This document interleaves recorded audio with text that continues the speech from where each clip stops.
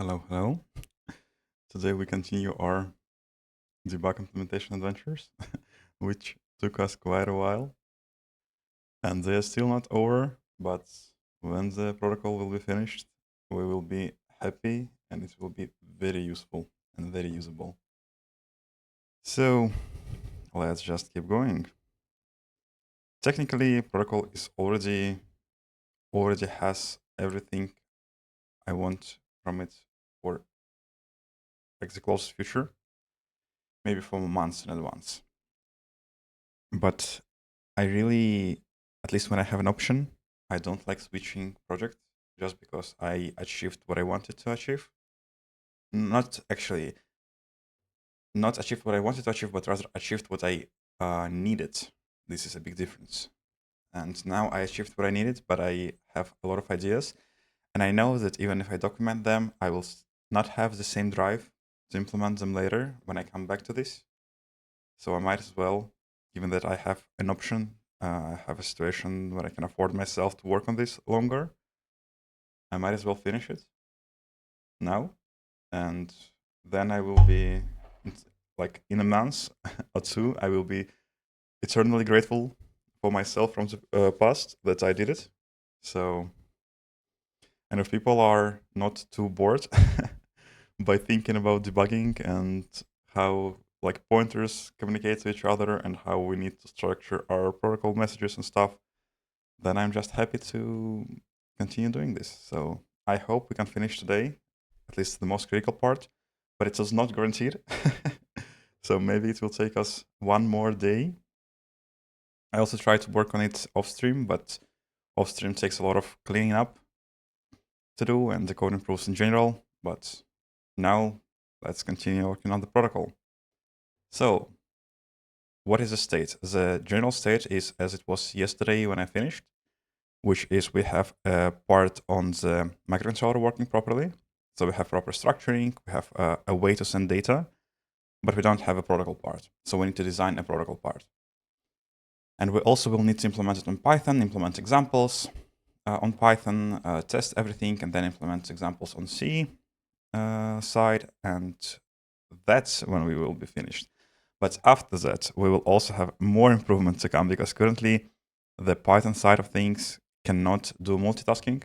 It cannot send a multiple requests of different kinds and receive answers to them. So this is also something I would like to improve. And it can be done multi-threading, but I think it's too much of a hassle for me because I'm not a big Python guy. I don't know Python that much. And that's why I think it can be done in a single thread with clever architecture. So we will probably go this route. But we will most likely not get there today, but most likely tomorrow.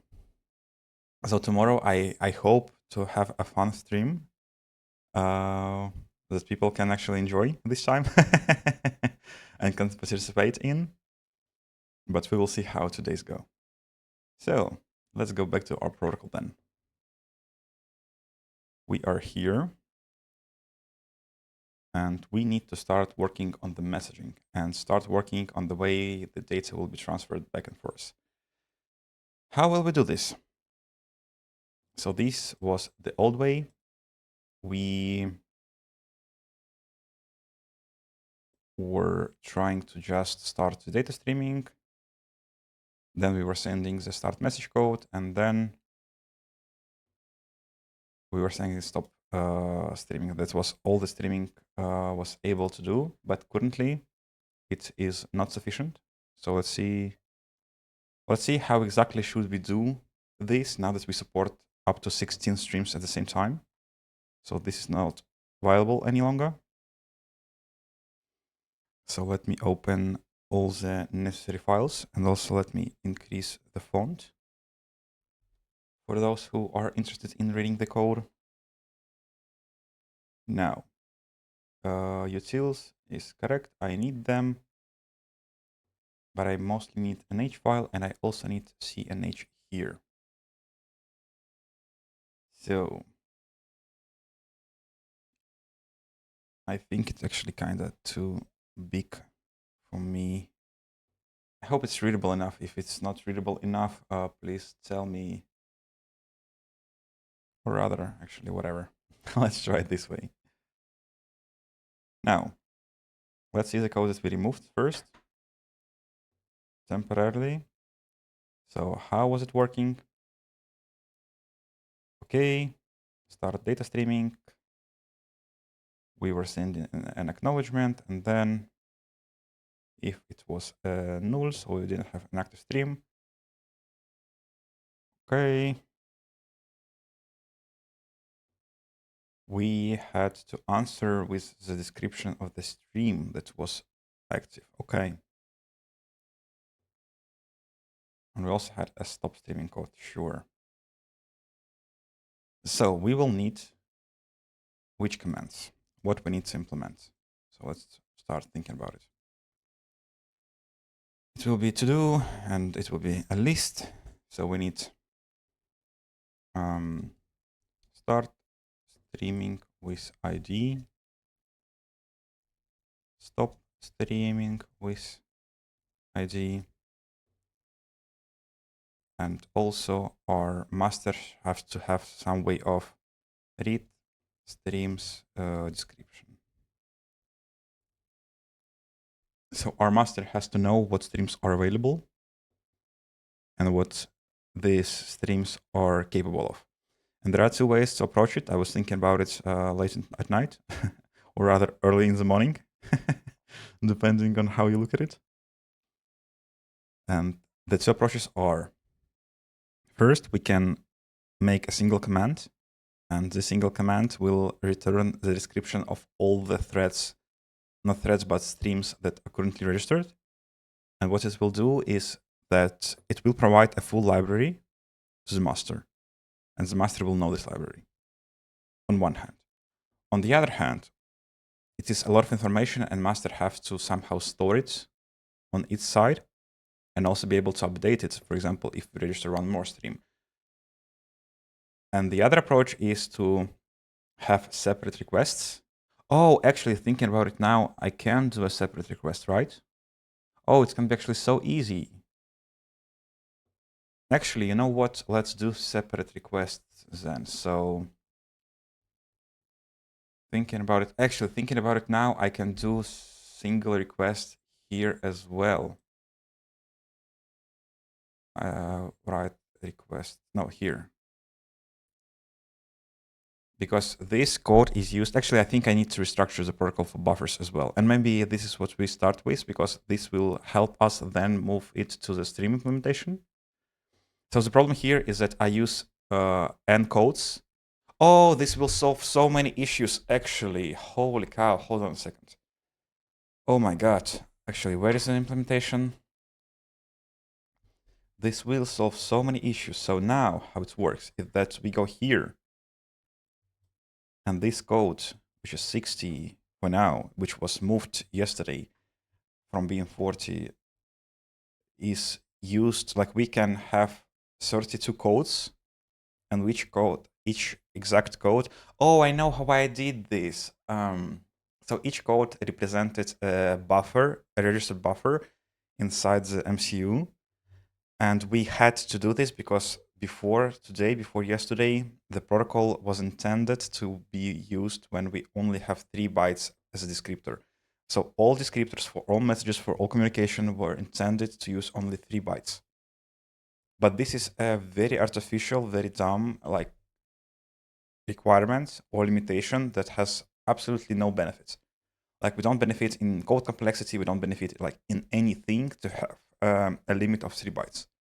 And if we remove the limit of 3 bytes, which we already effectively did by implementing write command yesterday, like this thing, if we remove the limitation of 3 bytes per command, then we can actually, instead of using like 32 codes here, we can effectively say there is only a single code, and this code expects 4 bytes instead of 3, and the 4th byte is a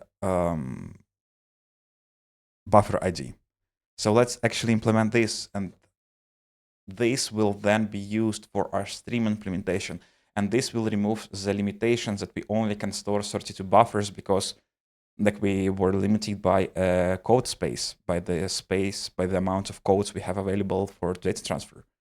And now with this new idea that we just use one more bit to send a number of like ID of the buffer we want, we can effectively use 255, probably 254 buffers, like without any limitations. And this limit was actually a fun story.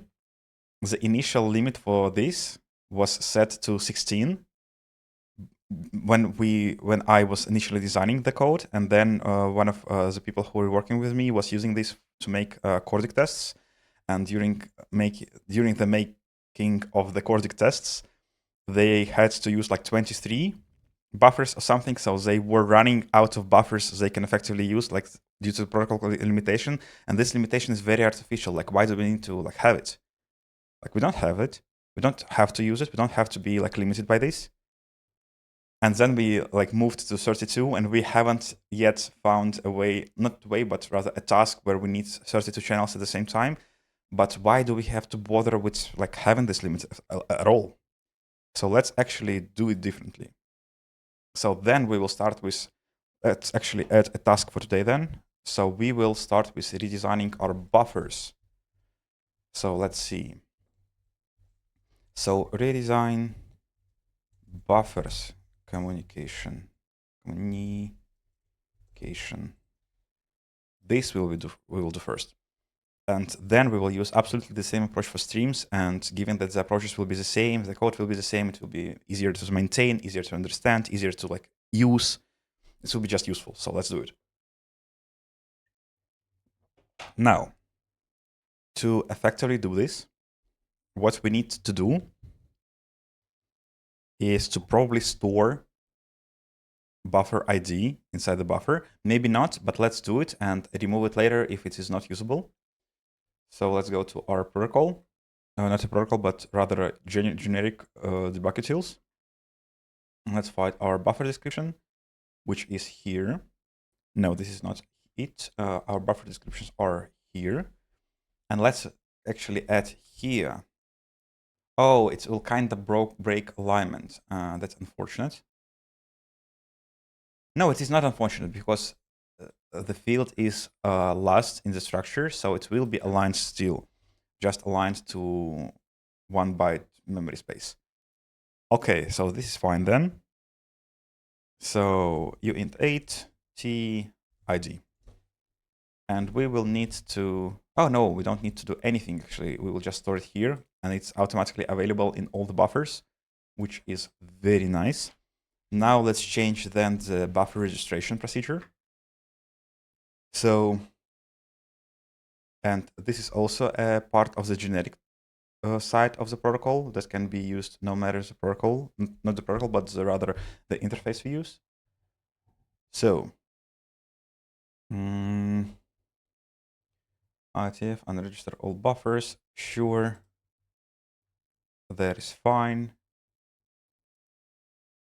Let's actually go here first, and there we'll find register buffer. And here, when we register buffer, we need to provide an ID for this. So buffer type is stored, buffer pointer is stored, and now protocol dot buffers dot actually yes. This is a pointer, right?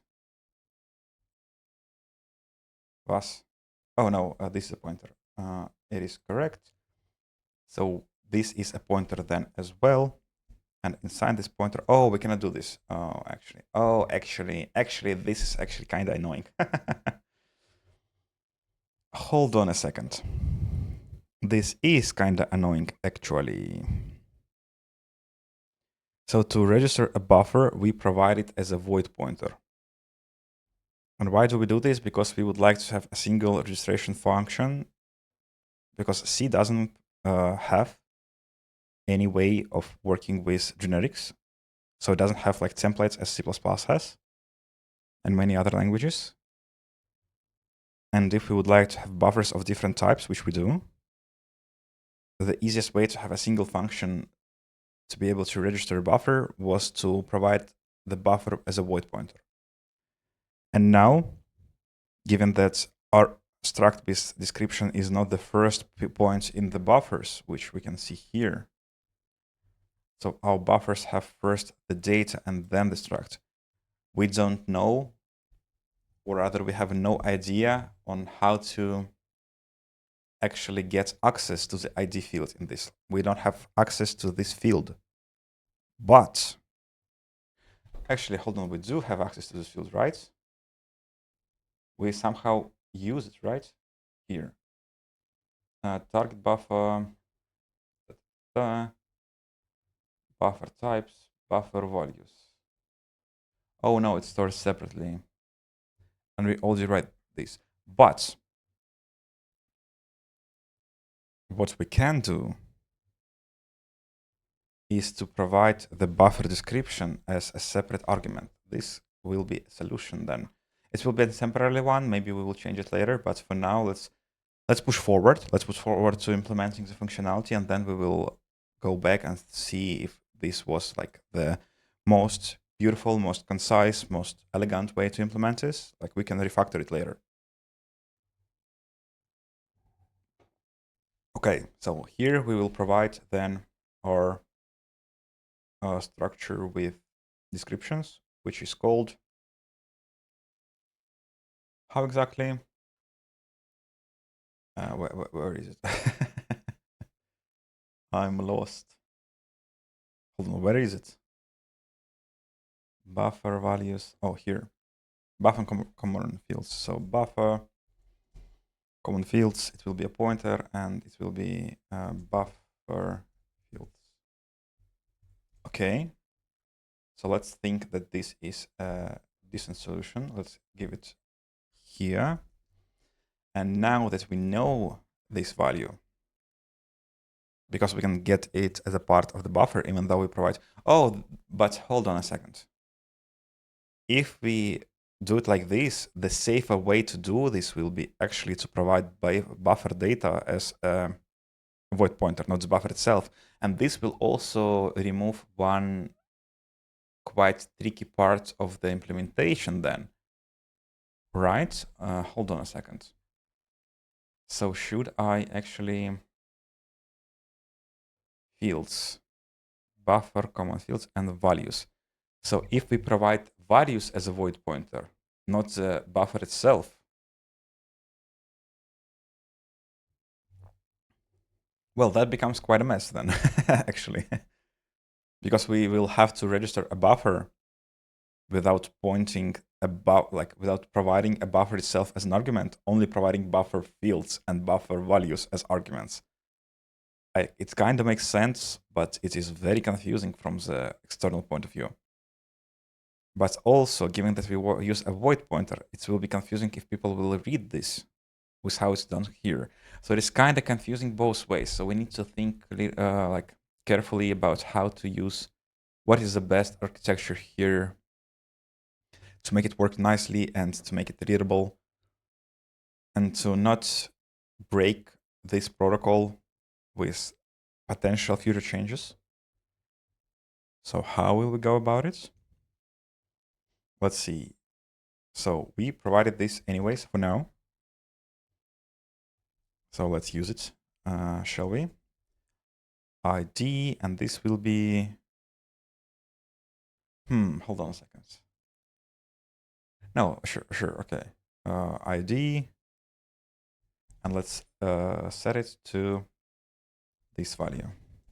So each buffer will have ID so that we can communicate to them by ID, right? But no, we don't need an ID because the ID will be a number. Like, why do we need an ID inside the streams? We do need the ID inside the streams because we want to what? We need IDs because we want to be able to update every stream at separate moments. So we would like one stream to be able to be updated like 1 time per second and another stream to be updated like 10,000 times per second. So that's why we have IDs, because we need them in a call for an update function. But buffers don't have such a call. So buffers actually don't need the ID at all. because their ID will be their position in the array that stores them. So actually, from this standpoint, let's remove it. We're getting there. Like, this is how good architecture is born, by thinking very hard about it. At least, so I was told. Okay, so now we don't provide an ID. Also, actually, potentially, I do believe that it may be beneficial to store char array, like something like char description, and let's say it will be like 32. It will be a constant. And the point here is that maybe add this to all buffers and send this when the buffer description is requested, can be used in two ways. Let me note all of it. Let me also clean the documentation alignment. Very nice. And the first way is to first for master to identify the field to know how to use it. And what is important, without a need to know its location in advance. And the second use case for this is to use this value as a header for the CSV. And actually thinking about it, I think, at least I would imagine, like 32 bytes is not that much, right? And being able to store descriptions, like, is 32 bytes enough? Like, we can always change it to something later, right? But having this description can actually open so many doors. So let's actually just do it, right? Why wouldn't we, right? Also, I'm not sure, but I will have to add to do somehow enforce null termination on strings stored in this array. Okay, I'm not sure how exactly to do this. And this may be a problem, but let's actually just do it. Let's just do it, because I believe, now, like thinking about it now, that this can be incredibly useful. But the problem is, how do we use it? Because currently we do not provide stuff. Then to actually be able to use it, the best way to do this is to actually move it to fields. Because we will be able then to provide fields as a parameter to the function. So this will be removed, and this will go here. And this will be a description. And we, for example, can say that this is, I don't know, speed in RPM. And this can be treated by the Python side or like any master as a value that is usable for them to do like anything with the device. And this is part of the self-describing protocol. So, okay, I like it a lot. Actually, our plan for the day changes dynamically. Let me update this as well. Buffers communication to use single command and ID. And also, we're changing our plans for the day. Add description field for all buffers and potentially streams. Okay, our plan for today is growing.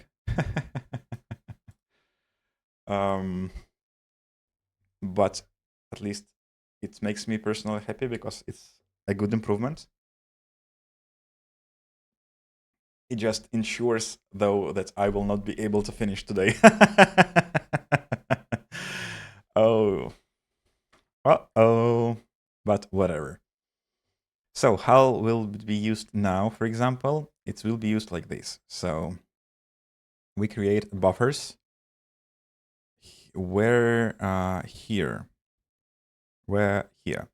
And this time, instead of putting everything to 0, which we should do, we open fields and we open our fields description, and we say, for example, this will be test u32 values, and this should fit in 32 bytes, and this should actually has this, and this should be all right, and we can do the same here. Now let's say fields dot I have no idea why autocomplete doesn't work properly in multi, like when struct is a part of the struct, but whatever, equals to test f32 values. So let's make sure to do update protocol to, oh, now it makes so much sense. I have architecture in my head already. It's just like 10 hours of work to finish it. I think I already imagined the final state of this working, which is very nice. Update protocol to use description and save it as headers for CSV files. Okay. Oh, this will actually make lots of examples so much easier. Oh my god. Oh my god. Okay, so great. We've added this. Now we need to update the protocol. And how will the protocol change? The protocol will change in a way. And actually, this field should be a const field, because there is no way in hell we will have to change this dynamically, right? Well, right? Of course, because this is description. Description cannot be generated software-wise, because like to generate description software-wise, you need to have some rules that will have to apply. And if you have these rules that have to apply, you might as well just like put the values manually. Right? I think so. Okay, so let's assume that they are const. And why would we do this? Why do we need this? Actually, I don't think we will benefit from this being the const. I'm not sure. Okay, let's allow a dynamic change, because for now I don't see why it shouldn't be there. Why to use const there? Actually, I was thinking about adding const, but now I'm thinking about why do I even need const there? And I don't find a good answer in my head, so we might as well not use it then. Okay. And now, finally, we can go and start updating the protocol itself, which is not here, but rather here. Here. So the messages will change. And these are our messages. And the message that we expect for the array, for the buffer description rather, is, let's see how we answer the buffer description currently. So we store buffer properties, and what properties give us is number of buffers that are currently registered and their length, because length for all buffers is the same, which is a design constraint. But I personally have no issue with it. Making length dynamic is like doesn't seem to have much of a benefit. Perfect. And now when we read the buffer, what happens first? So first we send we calculate the buffer index. Okay, we make sure that it exists. We acknowledge the request. And then we define the buffer type and the buffer pointer and a buffer size. Okay. And we send buffer description. So buffer description is a 4-byter, and we send it separately. And then we also send our values separately. So we have two options on how to do it. We can either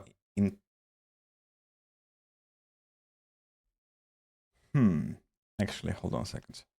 We can either do a copy here.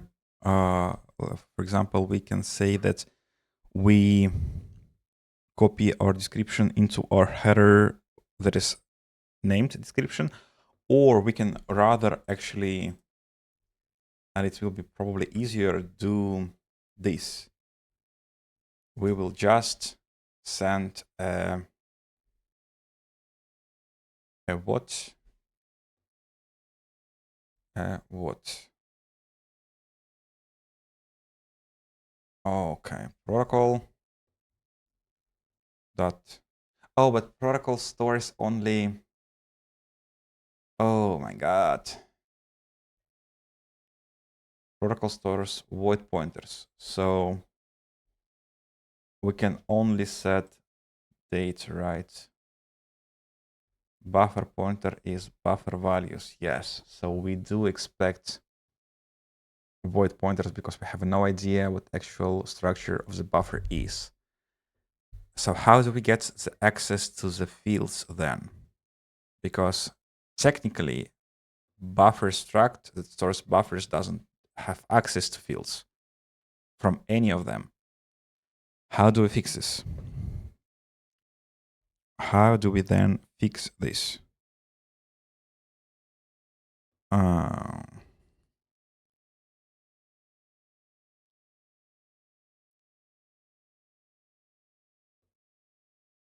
Well, technically, now this is annoying. We need to think about it. Like, it's a very important part in the design process, a very important part. Because things will rely on it heavily. So how do we produce fields that work? Technically, what can we do? We can... Oh my god. This is so annoying. We can switch places here. And why it will work? Because we know the size of this. We always know the size of this. And because we know the size of this, we... Oh my god. Hold on a second. Now thinking about... Okay, first of all, this. Because we know the size of this, we know the offset of the size of this. So we can just take this offset and use it effectively to send data. But there is another solution, and this other solution will actually oh my god. We can do what? Instead of having a separate structure for every buffer, we can do a buffer like, let's try. Type def struct debug buffer. And this will be float values, which we can actually now... No, it will not be float values. It will be buffer common fields, which we can now actually just put here. And then it will be a void pointer to like values. Rather like this. And now we would be able to assign an array of anything, and we also need to store like uint 8 a type. So we need to store a type of the buffer. And if we know the type of the buffer, we can calculate the size of the buffer. And because we can calculate the size of the buffer, as long as this pointer exists, we can effectively transfer the data all the time whenever we want. Is this a good design? Let me think. So this design will require us to, let's think about it. This design requires us to create separate arrays for buffers and assign pointers to these arrays as well. But then if we do it like this,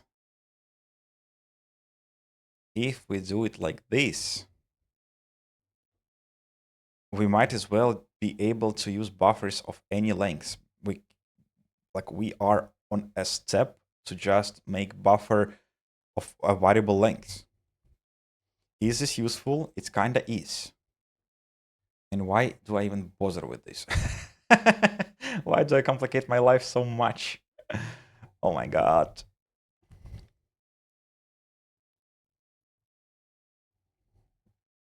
Should I be better working on the motor control? No. Okay, so let's keep thinking. So we will have to create a separate array and to assign this array to the buffer, and we will also have to store then buffer size. So it will be buffer size bytes, like this. Just size bytes, because it's a buffer. And if those are correct, then we now have an ability to send data of variable lengths. And it also makes lengths in the buffer description unnecessary. So the buffer description will actually only return the number of registered buffers. And the master side will have to understand the size and the parameters of the buffers from the buffers themselves. Okay.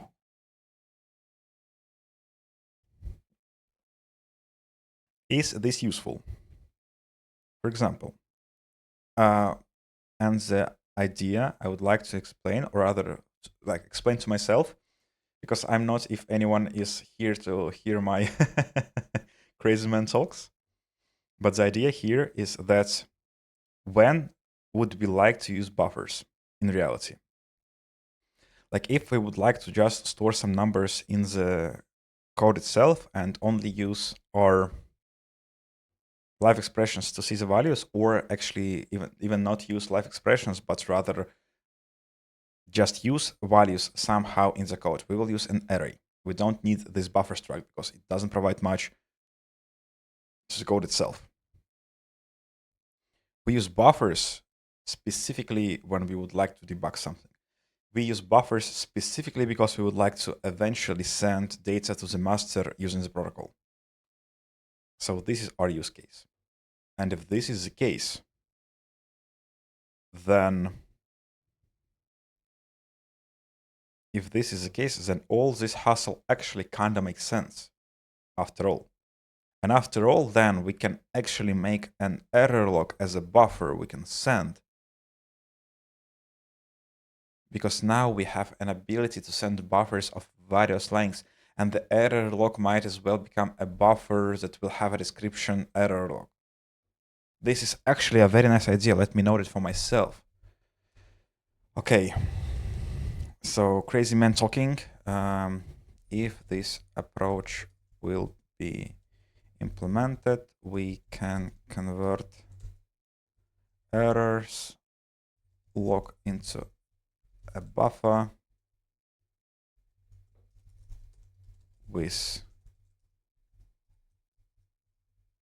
description error log and length that is defined by firmware side.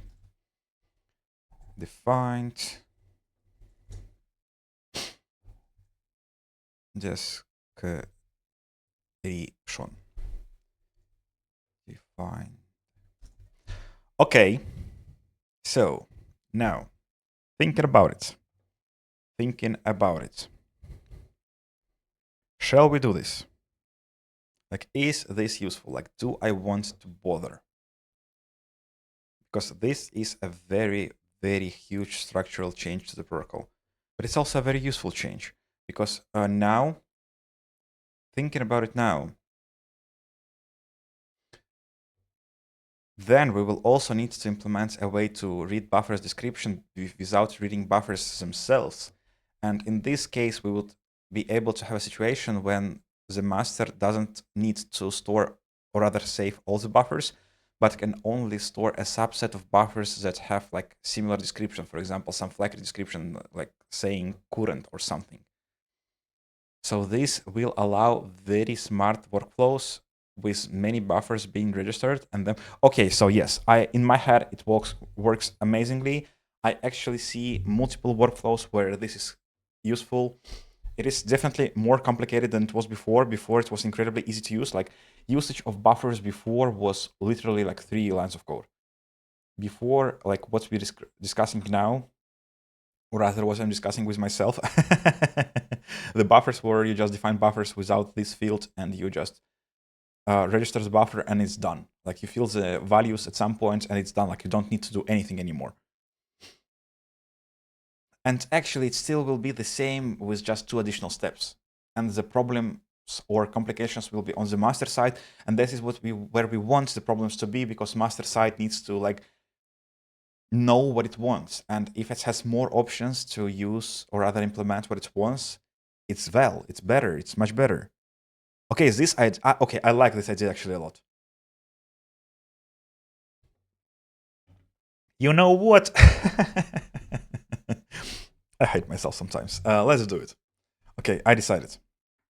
Man decided, man does. Right?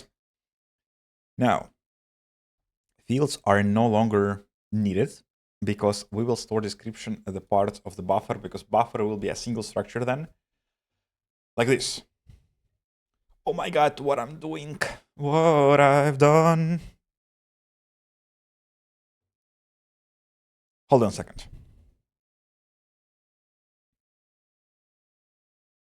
Yes. It will change this thing, but it is absolutely fine because this thing was not needed after all, because it was covering a very niche use case, which not many people will have, and if people do have it, it's very easy to implement outside of the buffer. So this is actually awful. And then we don't need, we will remove so many functions. Actually, by doing this redesign, we will probably make the code smaller on the microcontroller side. So let's actually do it. Okay, my mind is full of ideas now. Do we need a next write index then? Because technically at this point, no, we would like to support something. Okay, so what the problem is now that I'm thinking about is that if I would like to have a function, let's say the function will be called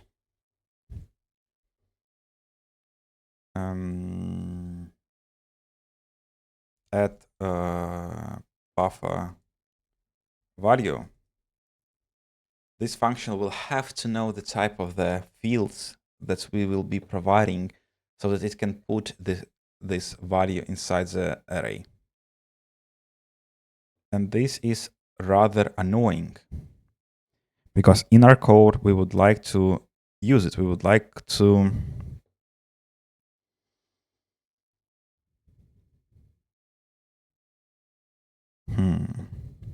on the other hand, we can Oh my god.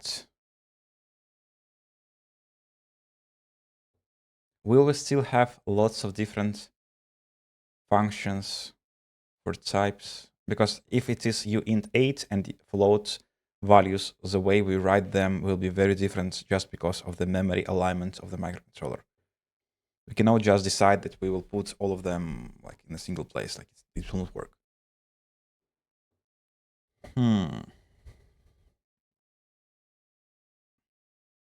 But this is a pointer now, so it is not a part of the buffer structure.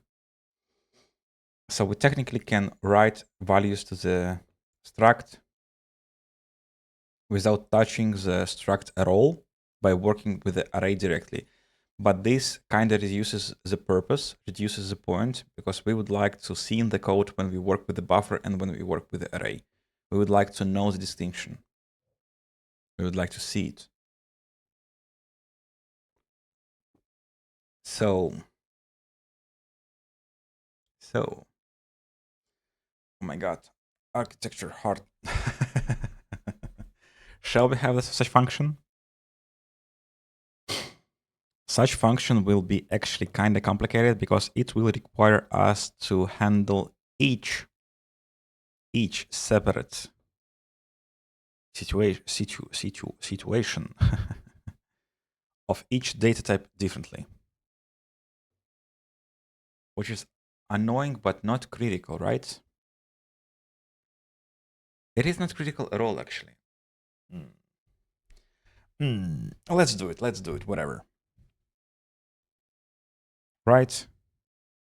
Switch case will be approximated to a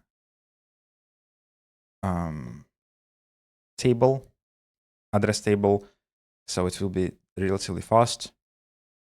And error checks for array being zero pointer should be checked during the registration. And if you don't check it, it's your fault, not mine.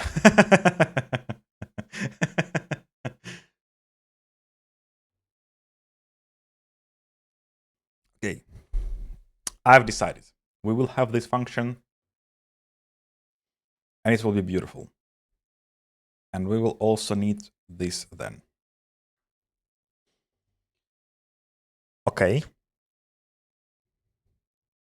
So what else do we need? After all, then,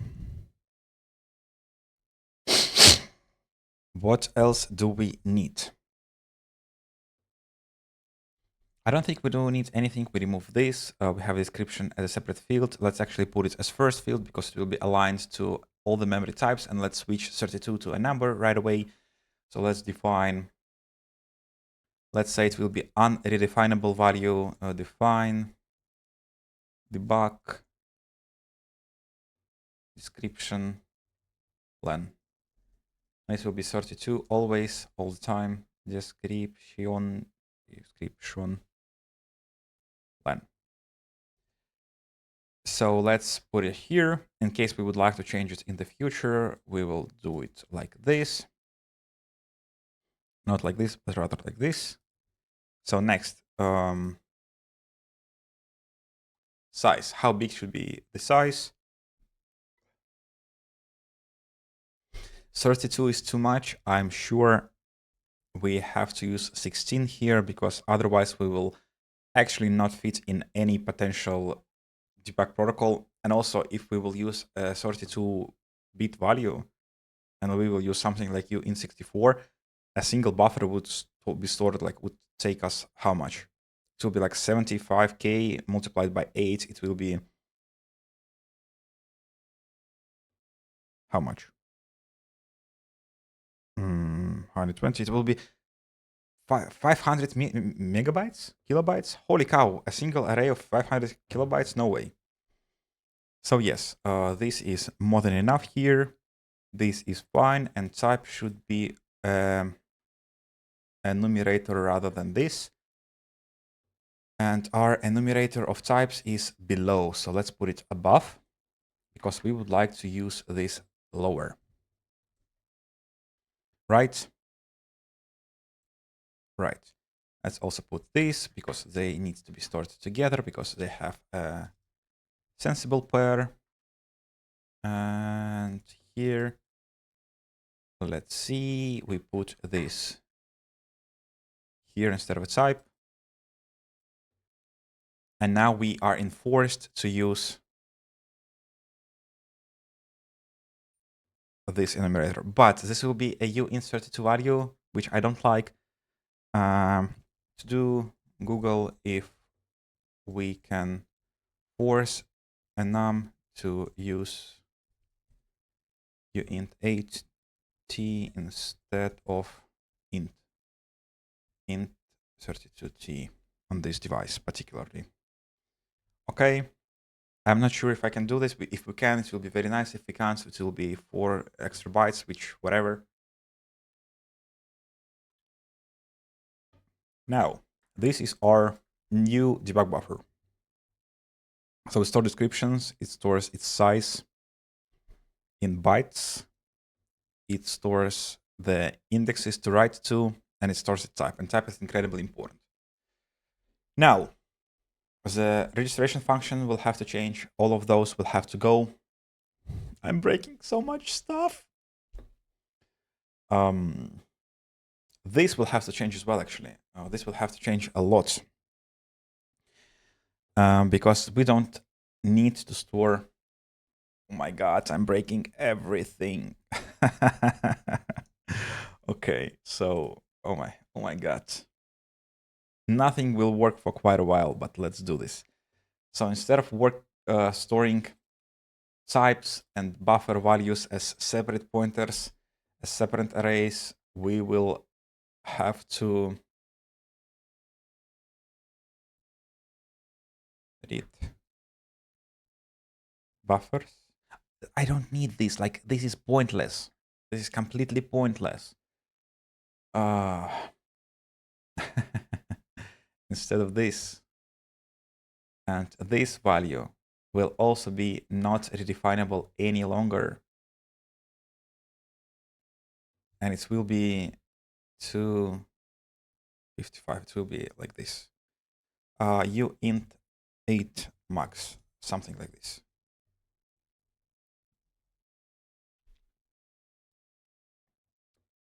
Maximum number of. No, but this will force us to store. But we will store pointers, right? But if we will store pointers and we will store like 256 of them, 256 pointers is it's like 1 kilobyte. And 1 kilobyte on microcontroller is quite a lot, actually. It's actually quite a lot, so let's actually make this redefinable. But let's force that this value will never be bigger than this value. So let's actually do a define here after all to 732, because we just don't want to store 1 kilobyte of pure pointers to nothing.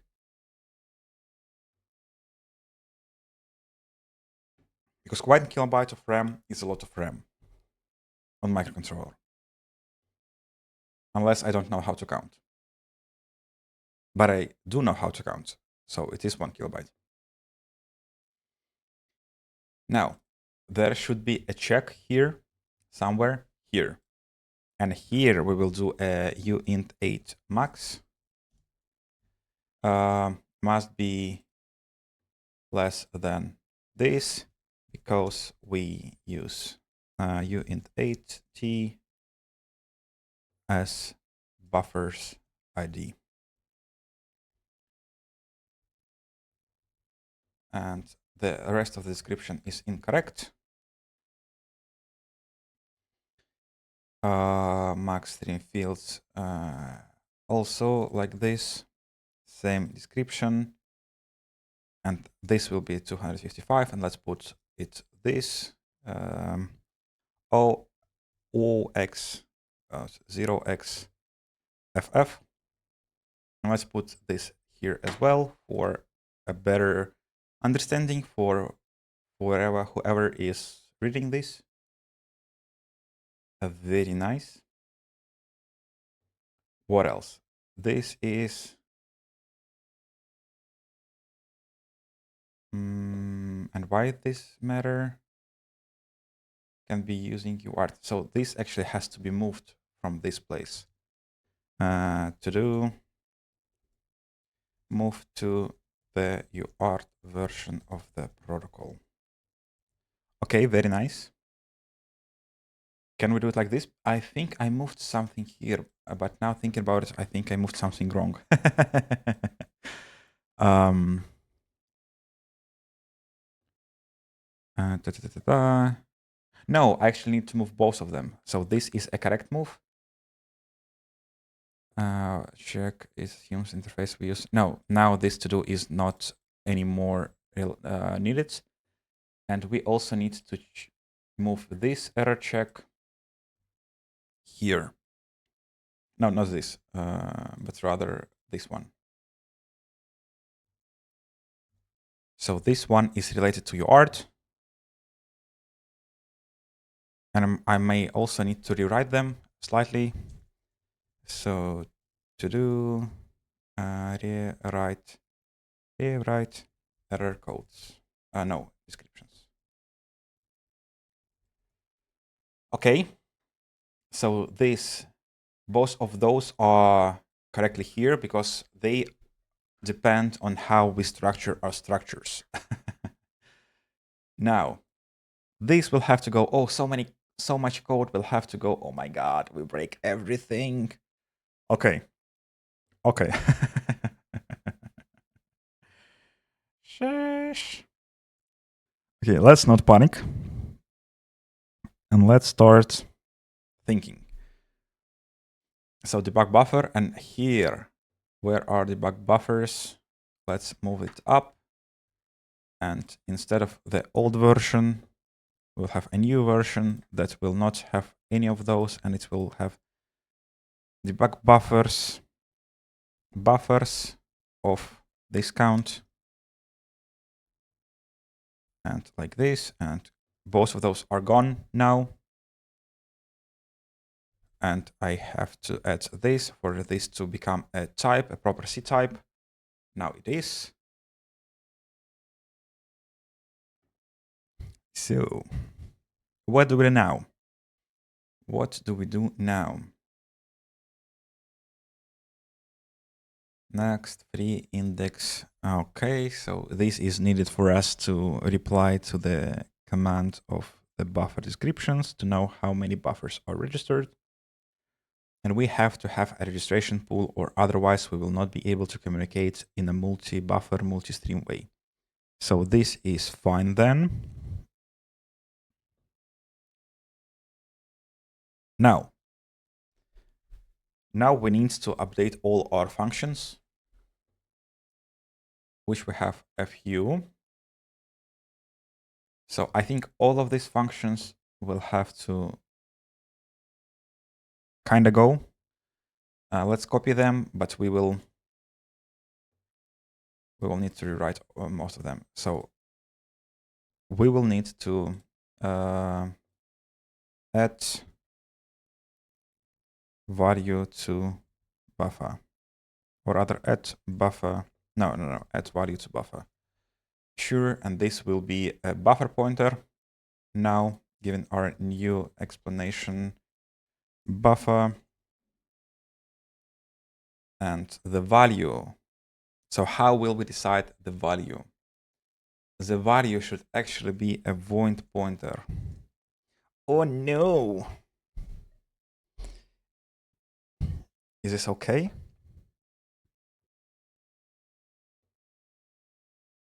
This can get broken in so many ways, actually. Well, actually, not in many ways. It can just get broken. If a user provides incorrect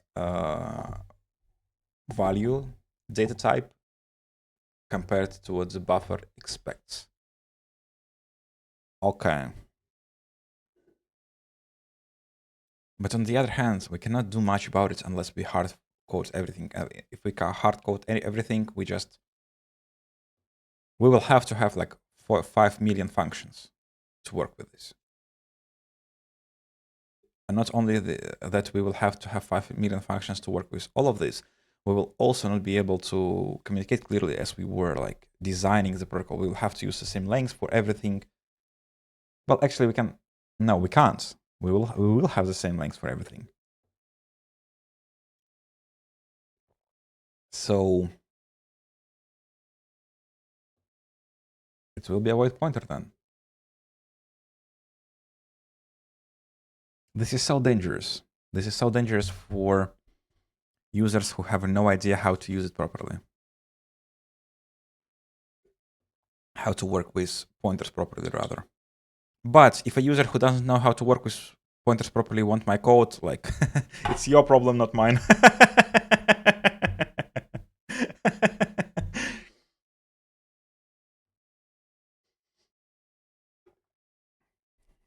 As they say, skill issue.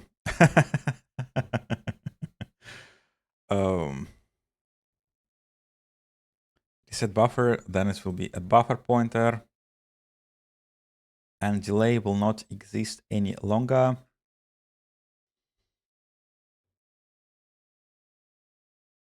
So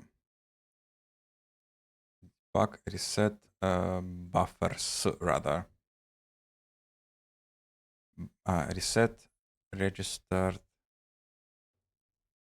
buffer registry, rather. Buffers registry.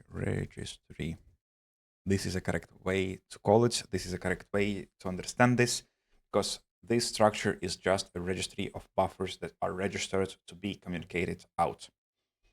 Now, with this being said, let's go and implement this. Do we have to have anything else? We need to have a way to register the buffer then. We debug reset buffer registry, and we also need void debug register buffer.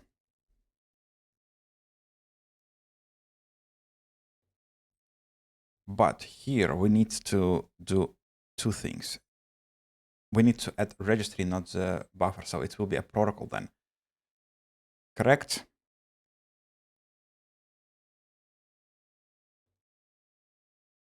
Yes, this will have to take protocols, and that means that we need to move all of this down. To not mess everything up, we need to move it down.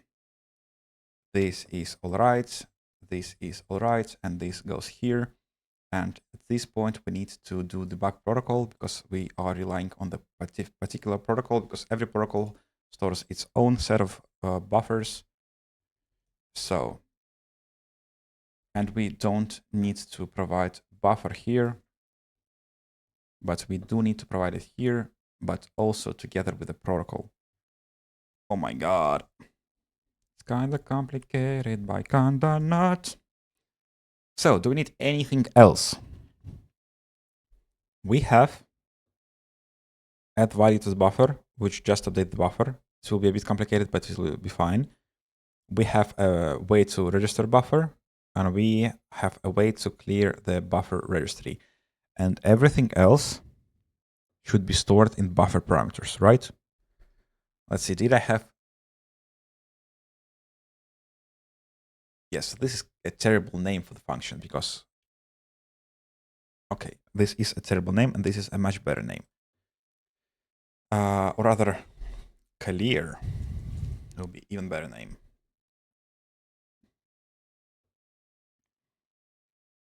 So, let's go and implement this then. Let's just start implementing this. We are breaking so many things, but for a good reason. Like, we have to do this if we want a reliable tool in the future, which I do personally. So, all of it. Gone. Just gone. All of it. We just deleted half of the file. And now we implement 3 new functions. Actually, I think I don't need this side for now. That was gone. That is up to us to implement. So how will we update the buffer? So buffer. Okay. If def debug and if. if we are in a debug mode, we will allow ourselves to do a check here, because we don't want this function to be too much on a performance checking side. We would like it to be as lean as possible generally. So let's say if the buffer values are empty, so they are null.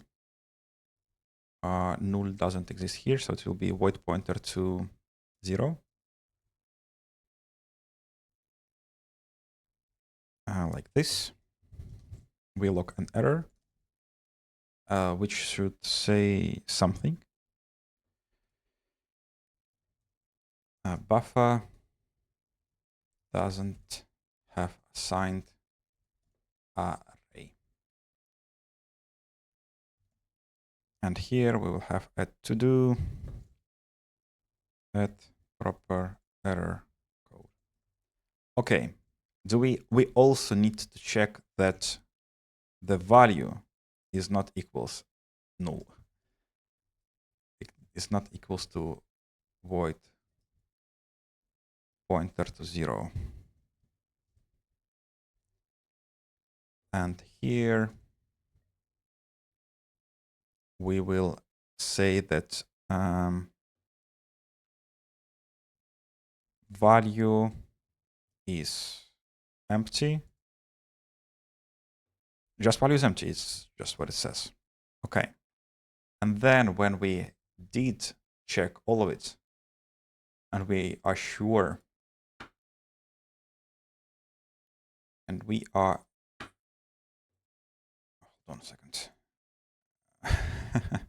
Now that we are sure that the buffer and the value are not empty, we will have to use a switch, which will be hopefully compiled into a lookup table, which will take like 2 cycles or 3 cycles to run instead of multiple if-else cases.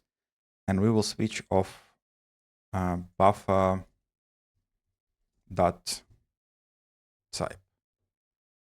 And the switch will have a default, which will log error, let's say 1.3, and the error will be that, and it should also be only if we are in debug mode. Debug. Actually, no, given that this is a lookup table, we can use this all the time. So we might as well leave it as is. So data type is not supported or known.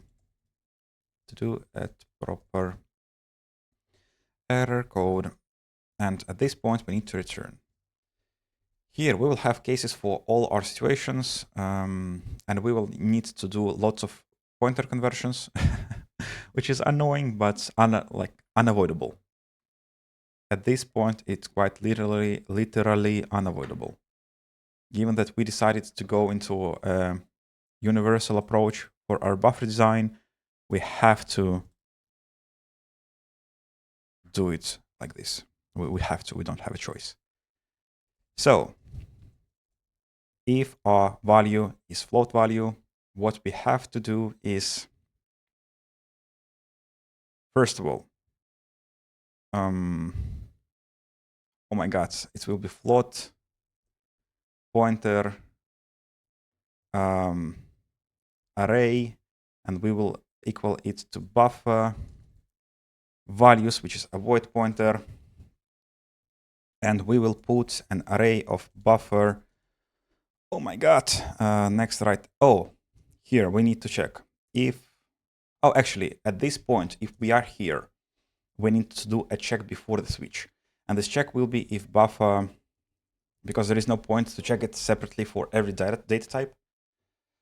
If buffer dot next right index equals to buffer size in bytes, we just return. So we cannot put a value into the buffer That is already full. Okay. Ah. Like this. And at this point, so this check is not needed here. So we know that we have some space for the buffer to exist. So for the value to be stored to. And here we move it like a float. And here, oh my God, it will be like this, like that. So we need to dereference value and convert it to float. So the dereference value is converted to float and stored into a float array. Oh my God. Actually, for beginners in C, this is so confusing. But I'm not a beginner in C, right? And here, oh my God.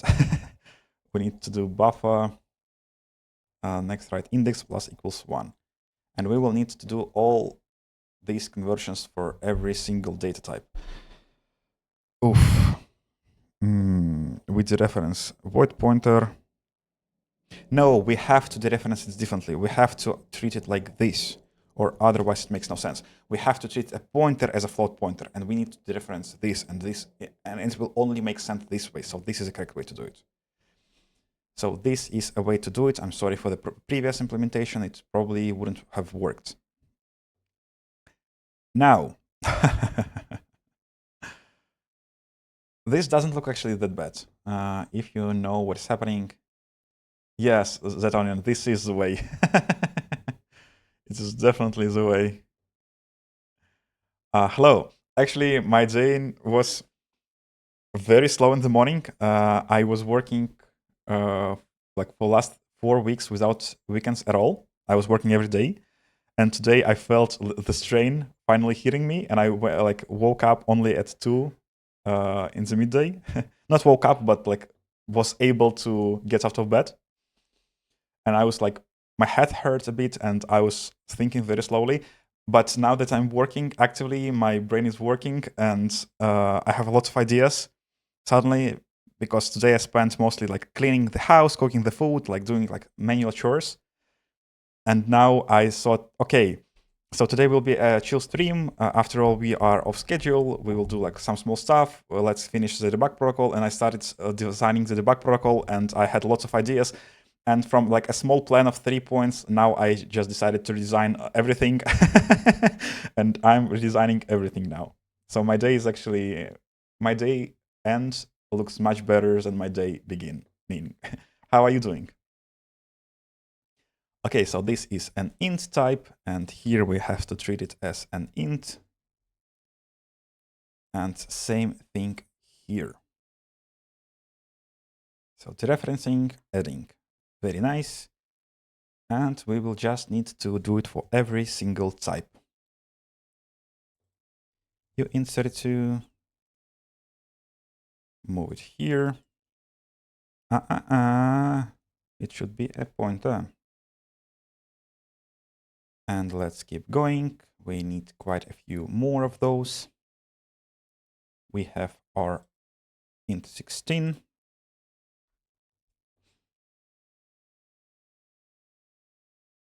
And we need to change this to int 16 and also treat this as an int 16 pointer. This is correct. This should be uint 16 and uint 16 pointer, of course, and uint 16 pointer here. Okay. So let's keep going. U8. I am all good. I had a lazy morning also. Oh, I understand. Monday. Monday.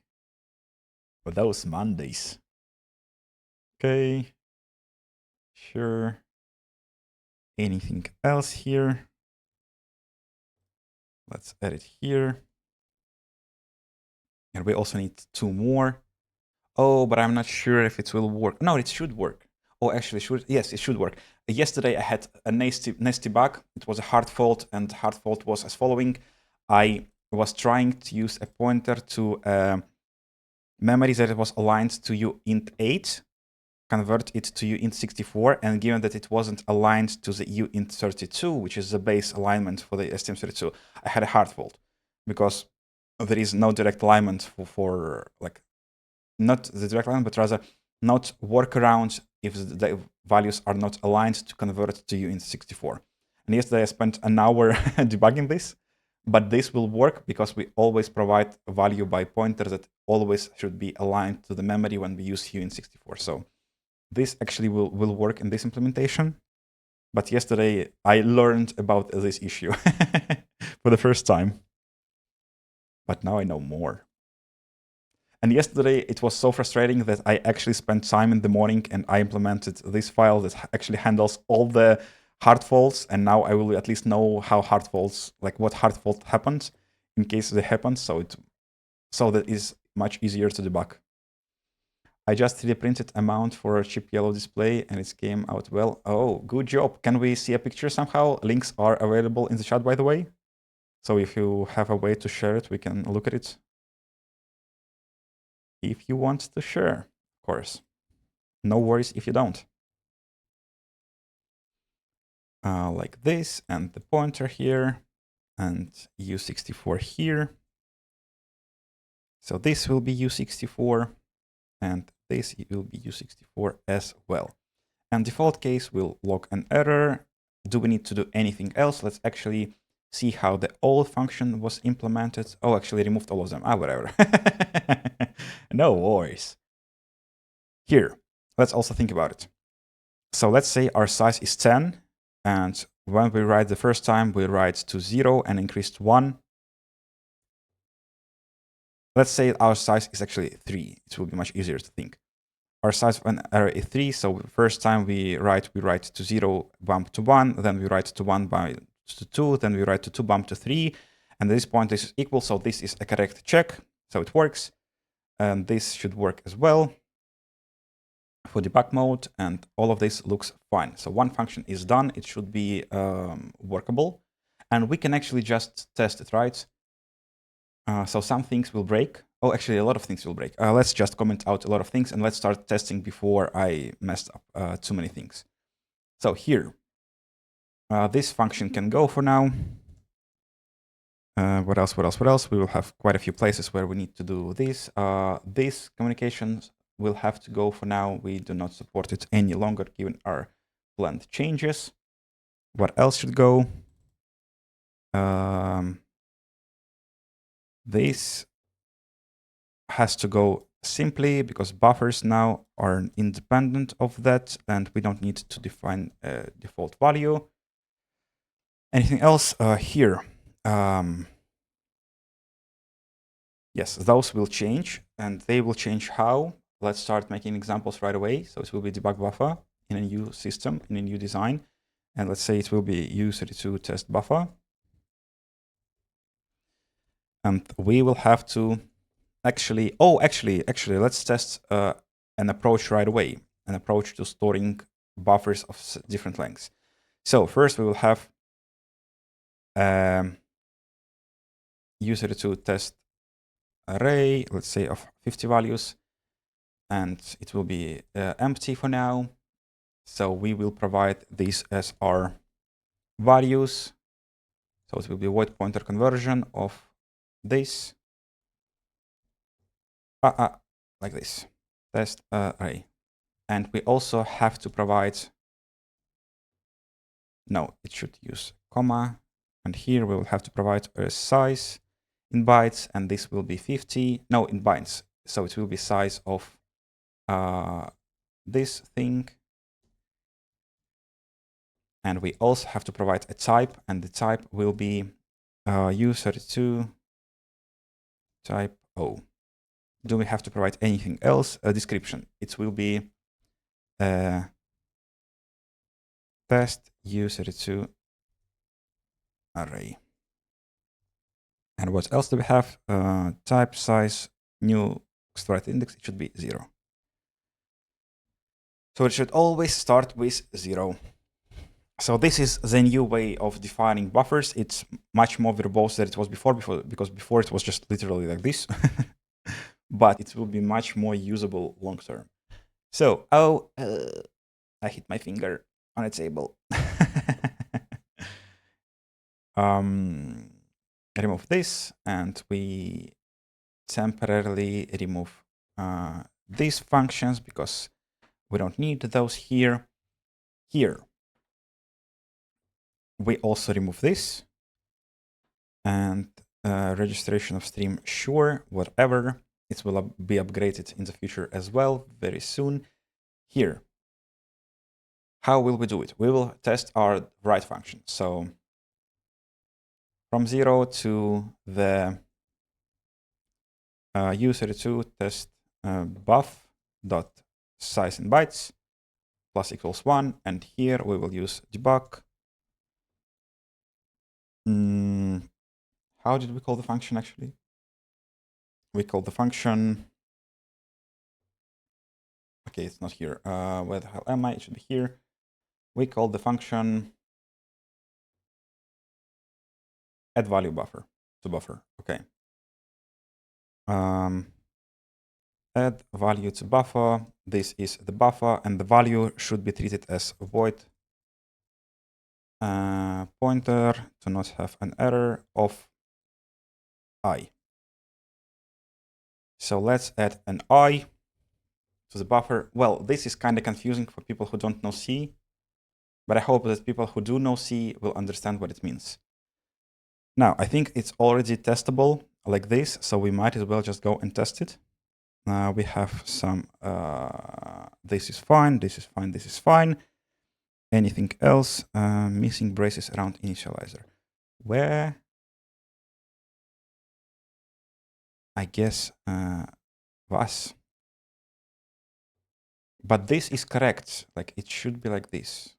Because I would like this value, which is a pointer, to point to this value. So this is how it has to be, I would believe. So here's size of,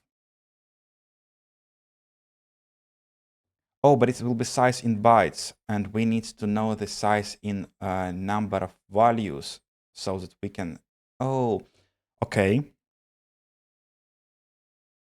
Actually, we need to change its size in bytes.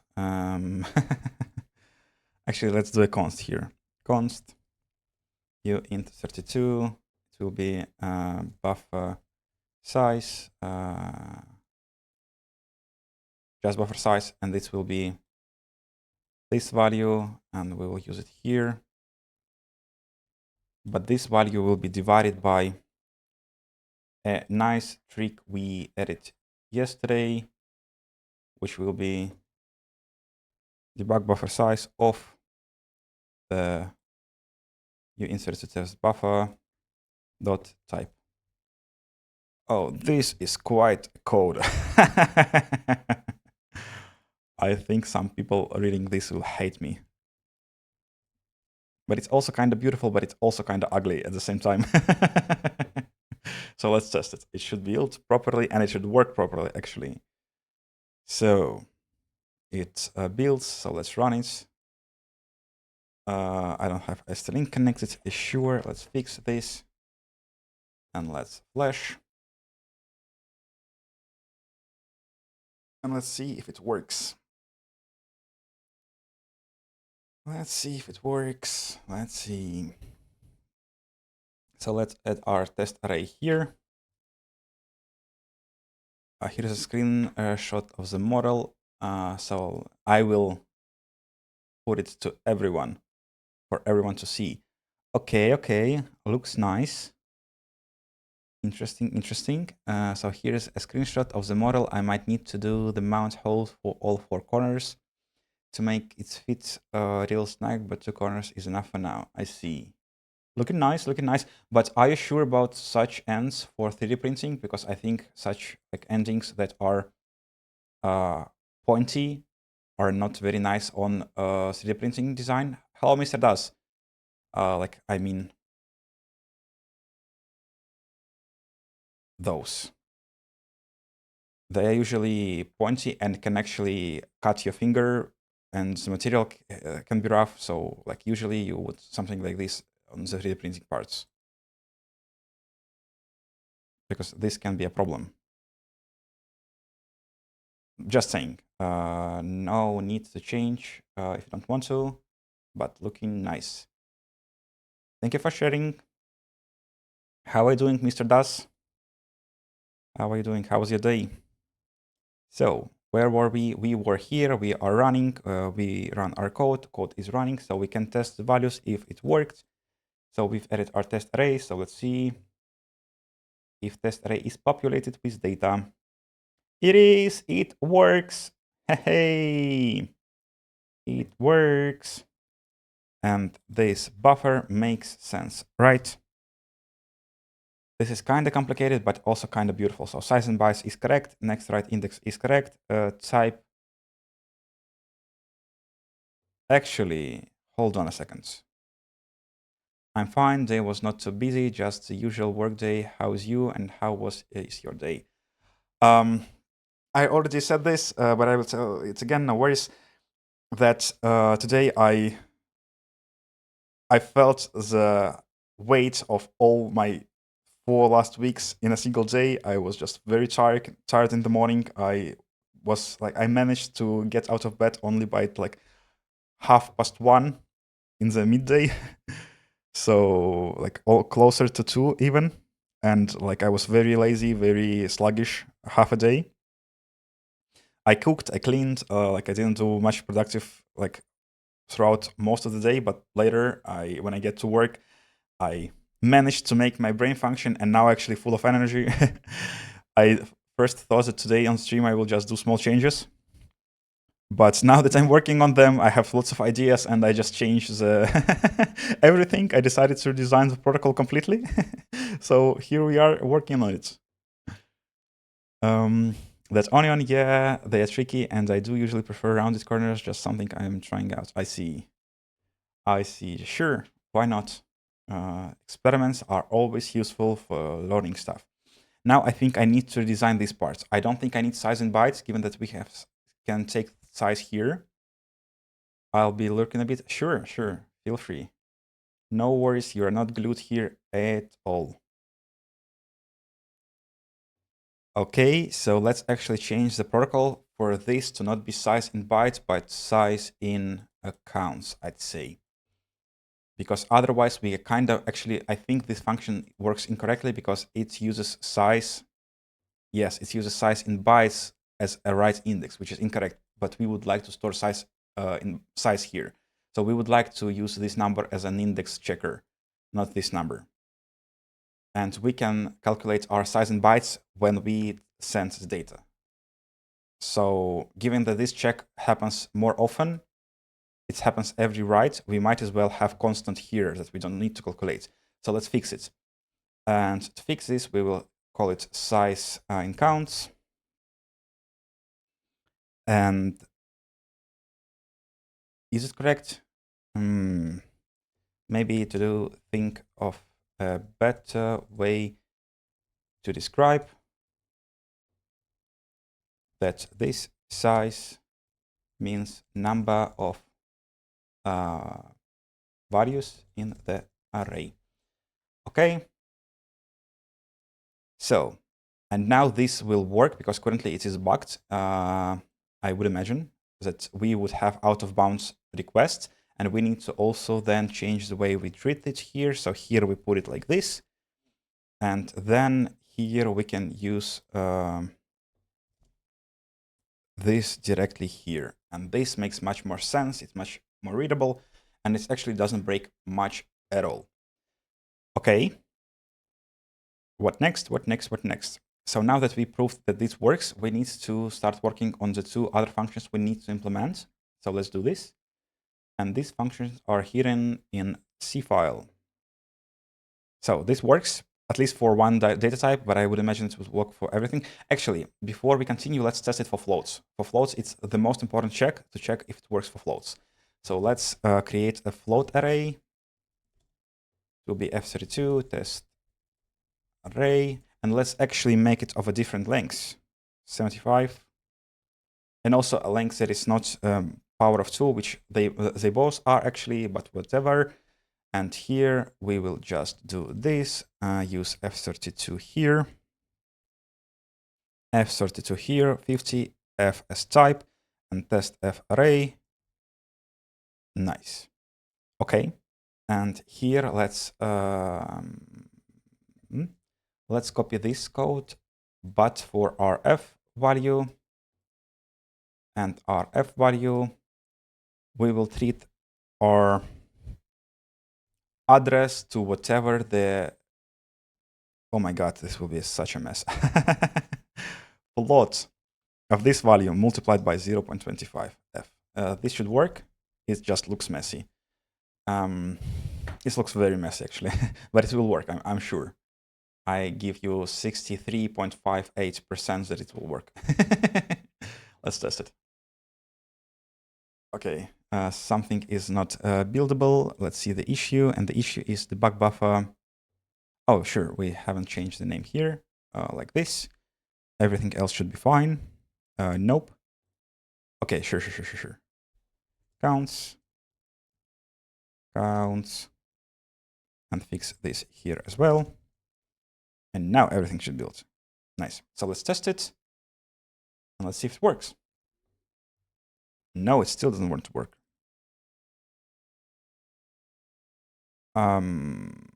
Okay, let's actually do it like this. A float value equals to, oh my god, it will be equals to this. And we will take an address of this value.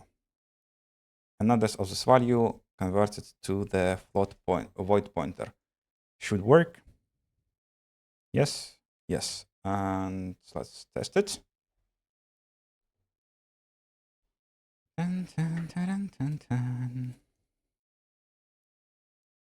Okay, we are here. And let's put this to our live expressions. And let's see if we will have any hard faults. Hello. Run. Ayo. So it didn't work. Why didn't it work? It kind of worked, but kind of didn't. Oh, it's also was. Oh, I forgot to change this here. Of course. And it's also interpreted the values incorrectly, unfortunately. So let's think about why. Let's actually first.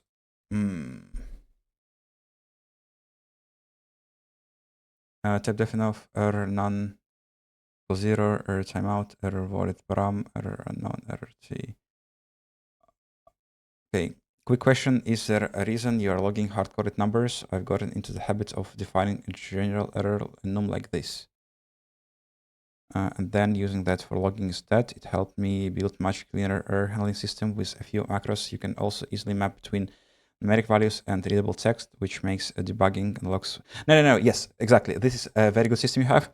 I also had the same system before, and I just didn't come to redesigning the system. As you can see, I always put a code to add a proper error log to all my numbers.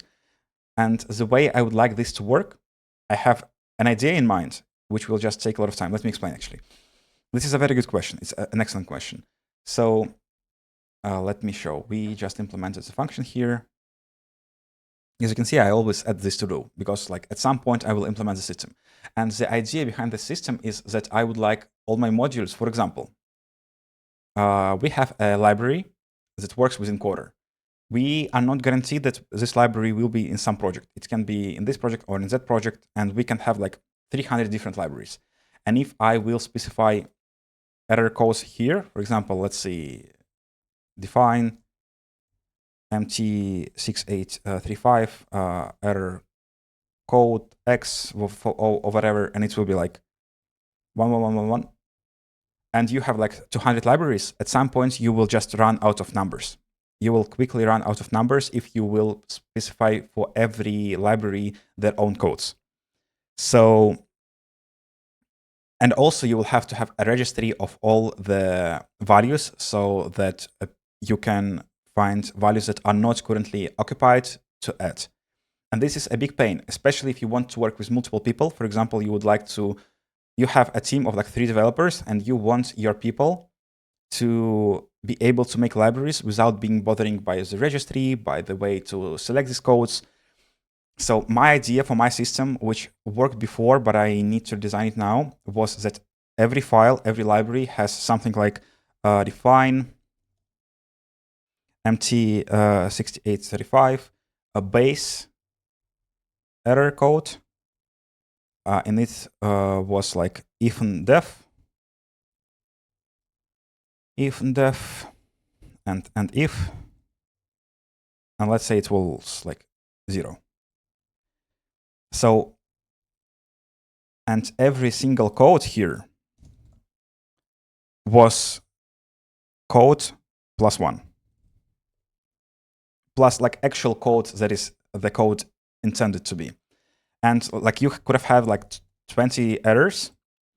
And the thing here, the idea here is that you have a general file. For example, for me, it's, where is it? Here, device definition. And you have a section where you do offsets. No, it will be not here. It will be in the device.h. Because device.h holds information about the particular project.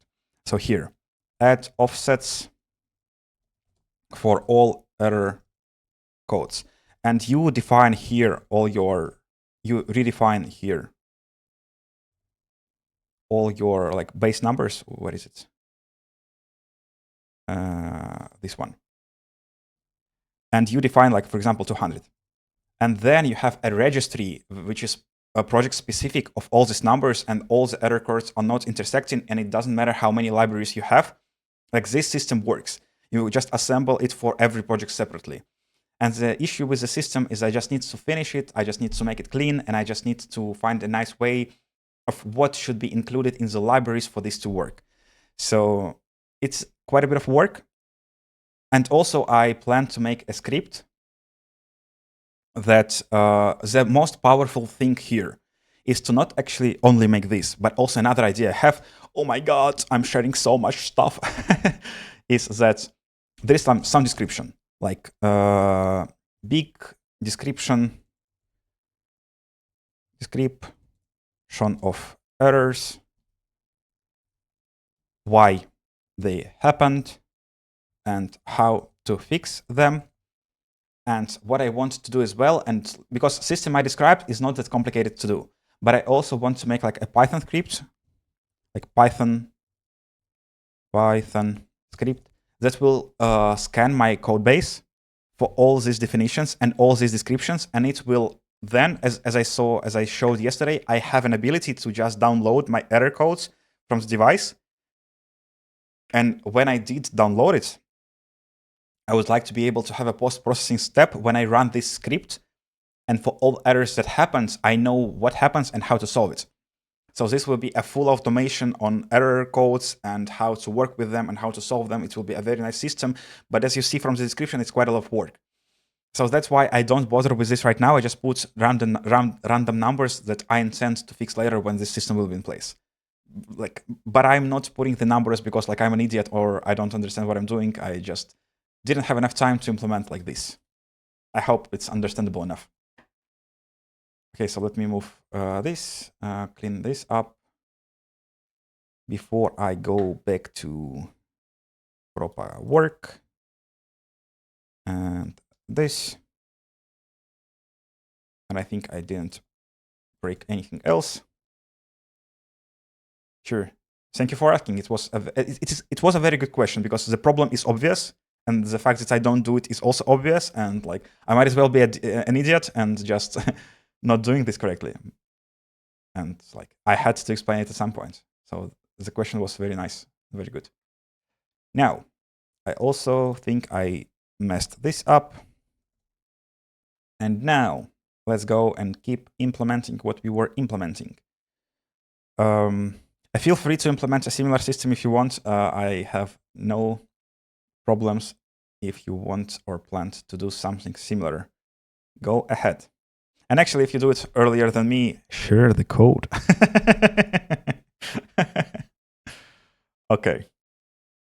So where were we? We were checking why this isn't working correctly. So let's flash. We are flashed. And let's see. Our live expressions are array. And let's run it. Yes, and the values are garbage. The values are garbage. Why are they garbage? Let's see the implementation here. It is a float pointer of value, which is a void pointer. And how do we get it? We get float value. We have take an address of. We take an address, but this will be an address on the stack. But stack will be clean because this is an internal call. So this should not mess this value up. And the alignment should also work. The data alignment on the memory bus. So this should work actually. Should it? Shouldn't it?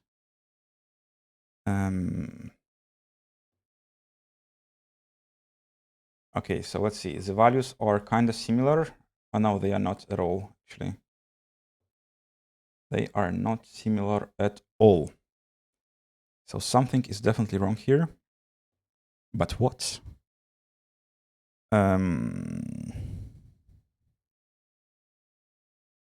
Should I try to just do memcopy?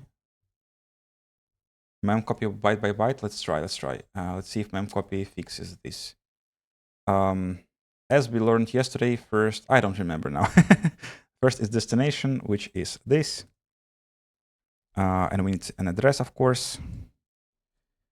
Then the source, which is value. And then the size, which is 4. So let's see if this will work. Let's flash it. It doesn't want to work, of course. Why? Okay, because I need to include it. And I need to include what exactly? Oh, I need to include string, of course, sure. Include. Oh my god. String h. Right? Wrong. Oh, because it's memcpy. Oopsie daisy. Sure. Now let's flash and test it.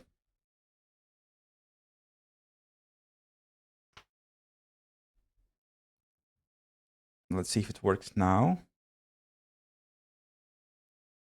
And let's run it. And let's open our array. No, it still doesn't work. Very interesting. Let's check one more thing. First of all, do I have a float array? I do. Do I have a float type here? I do. So that line should have been triggering. Let's try to just put the values into the array directly and see if I'm messing something obvious up. Equal value. So let's see like this. I'm a bit confused. Was? Oh, sorry. Let's see if it works. Okay, and run it, and open this, and run this, and see that.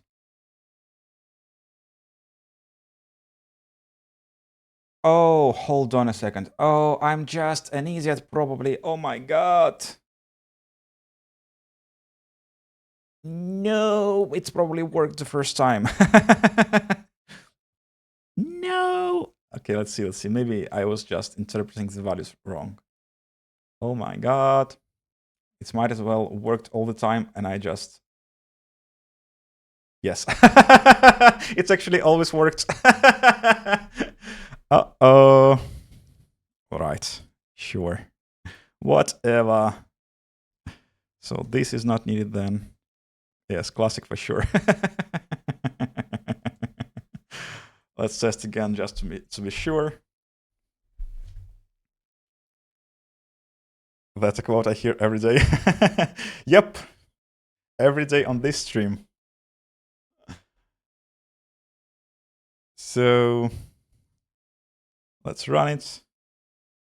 And let's see that this actually functions. It actually does. So it just was as a representation issue. My bad, my bad. Of course, sure. All right. Now, so this works, this works. Now we can work on actually implementing other functions of our debug protocol. And where are they? They are here. So let's do it. We need to register buffer and clear buffer registry. So this will be a very simple one to implement. Let's do this first then. This will be buffers, next for index just set to 0. And let's see if we need to clean anything up in the buffers themselves. So protocol buffers, let's say of 0, and let's see what pass. Oh, we have buffers. Hold on a second. I don't like that. I don't like that. Buffers.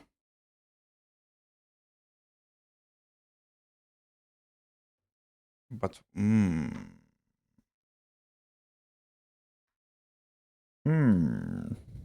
why do you have buffers? I don't like buffers. Debug buffers has buffers.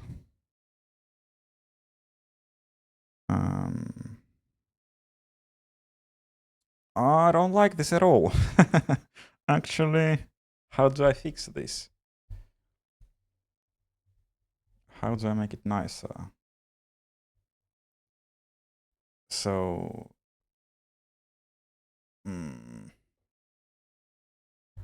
I think I would like to rename this to buffer.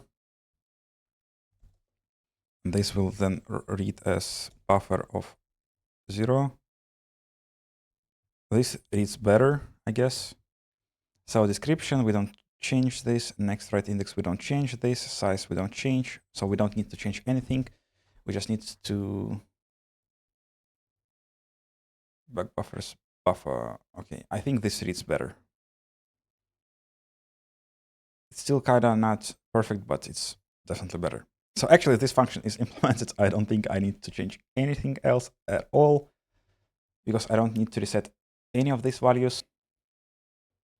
So this will be a complicated one, or is it? We will know in 2 minutes when I take a short break. We'll be right back. Actually, look at the motor.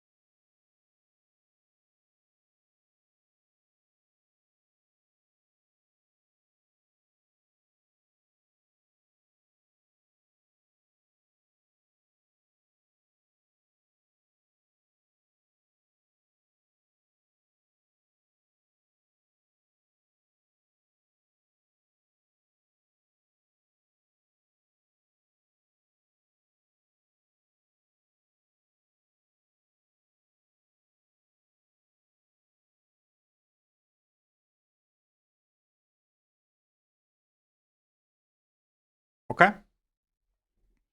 I took an apple and some water, and we can keep going. Guys and girls, an important question for everyone.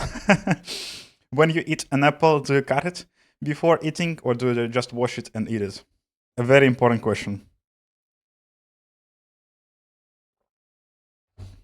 Okay. So let's start implementing this. Register buffer. So how do we do this? Let's actually look up how we've done it before, just for our own reference. Okay, we will need to do this for sure. So you just raw dog it. Sure. Okay, so check if buffer fields are correctly initialized. Then what do we do?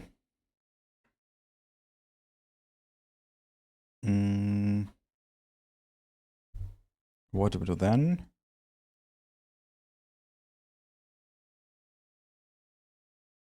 Oh, I see. So this is a code. So let's paste it here and look up what we were doing before.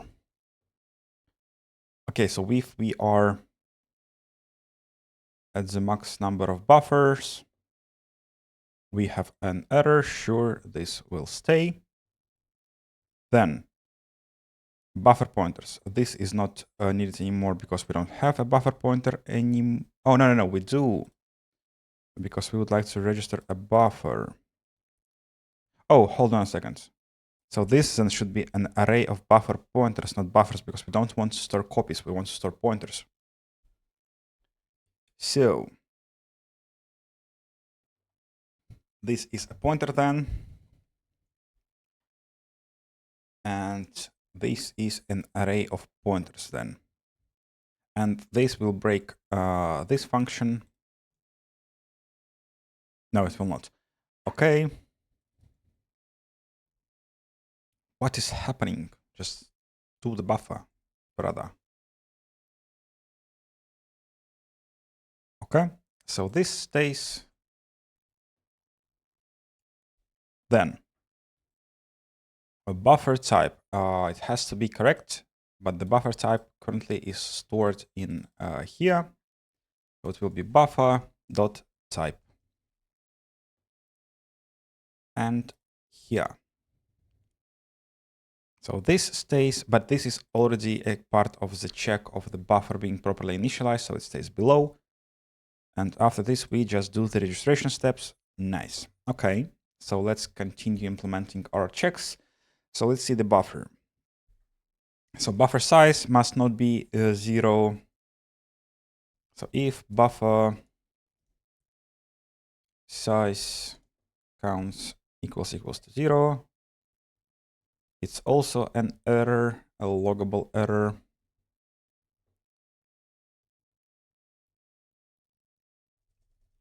Size wasn't specified. Okay. And return here. We cannot fix this automatically. Can we fix this? We can't. Can we fix this? We can't. Can we fix this? We cannot. Sure. Next. What next? Buffer description is a copy. It's an array, so it's stored there, and it doesn't matter. Actually, maybe at a check if the description has a null terminated string. Terminated,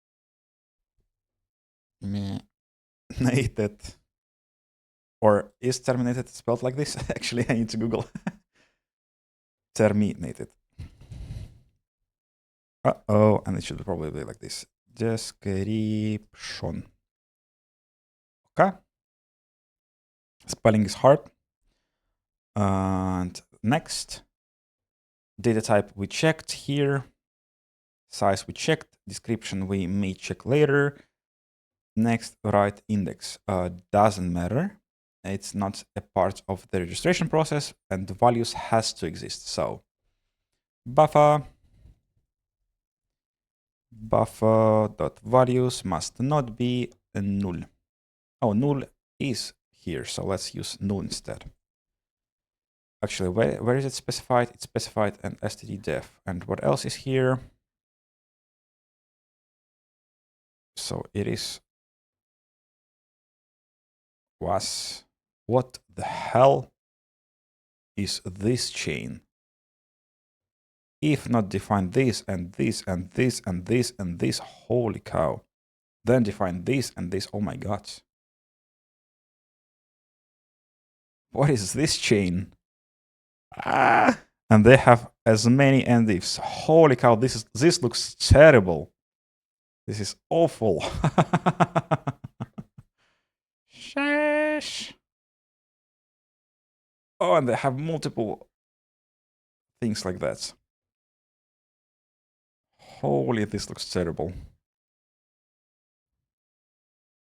Okay, sure. And null is a pointer to void, of course. So if it equals to null, we have an issue. Then we log an error and return. So like this, and the error should be bumped, and the error is that data wasn't registered with buffer. Or rather, buffer has no assigned data array. This is better. It is much better. Okay. Now we are done with checks at this point, and now we need to actually do the registration process, which will be done like what? It will be done like protocol dot buffers. Actually, at oh, hold on a second. No, this is correct. Have you seen those videos about using a stepper motor as a dial? You can define friction and clicks in software. No, I haven't. If you have one available, just put the link. Let's see. Like, I can imagine how it... No, I can imagine... Actually, does it need encoder? Like, how would you get a feedback from a stepper motor without encoder? Like, I can imagine how it can work as a dial, and this sounds nice and also expensive for a dial. But like, I think for this to work, you need encoder. Oh, with encoder, sure. With encoder, it makes sense, yes.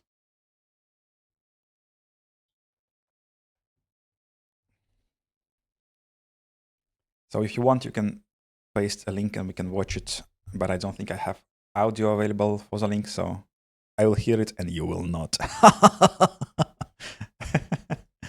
Okay, protocol dot next, right, buffers dot next free index. Okay, buffer. So it's debug buffer. I'm confused. Hold on a second. It's debug buffers, and buffers is, but buffers is not this. It should be a buffer. Buffers buffer of this, and this should be equals to buffer like that. And this makes me confused, so let's do it pointer, because this is very confusing otherwise. Or rather, no, let's do it like this. Okay. And here. So, now we need to bump up the index, of course. Protocol dot buffers dot next free index plus equals 1. And I don't think we should do anything else. Let's just double check. Here we had to save a type, but we don't need to do it now because type is stored in the buffer itself. And yes, this is the way to register a buffer now. Now that it works, we actually implemented the MCU side of this hustle, and we need to update our protocol to actually still communicate with the buffers properly. And how will this work? We will need to change the protocol, but let's do it. We were committed to this 2 hours ago, so let's keep going. A sip of water. And now that we are committed, let's apply our changes. And we remove all of this. Now that we are past the point of no return, we just remove all of this. This is a dead code at this point. And what is that? Oh, this is an example. This is actually a very useful example. It helps a lot. And this will also see this field, but later. I edit and comment it out, and then to do implement handling. Okay, we will have to redesign the protocol completely, actually. Handling. So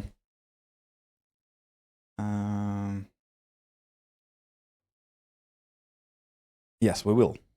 And we don't have anything else to do, so we might as well do it now. So we need to remove this. All of this actually is a dead code at this point. So here is the timestamps to show software-defined limit being activated, which think alone is cool. Sorry, no sound for any of you.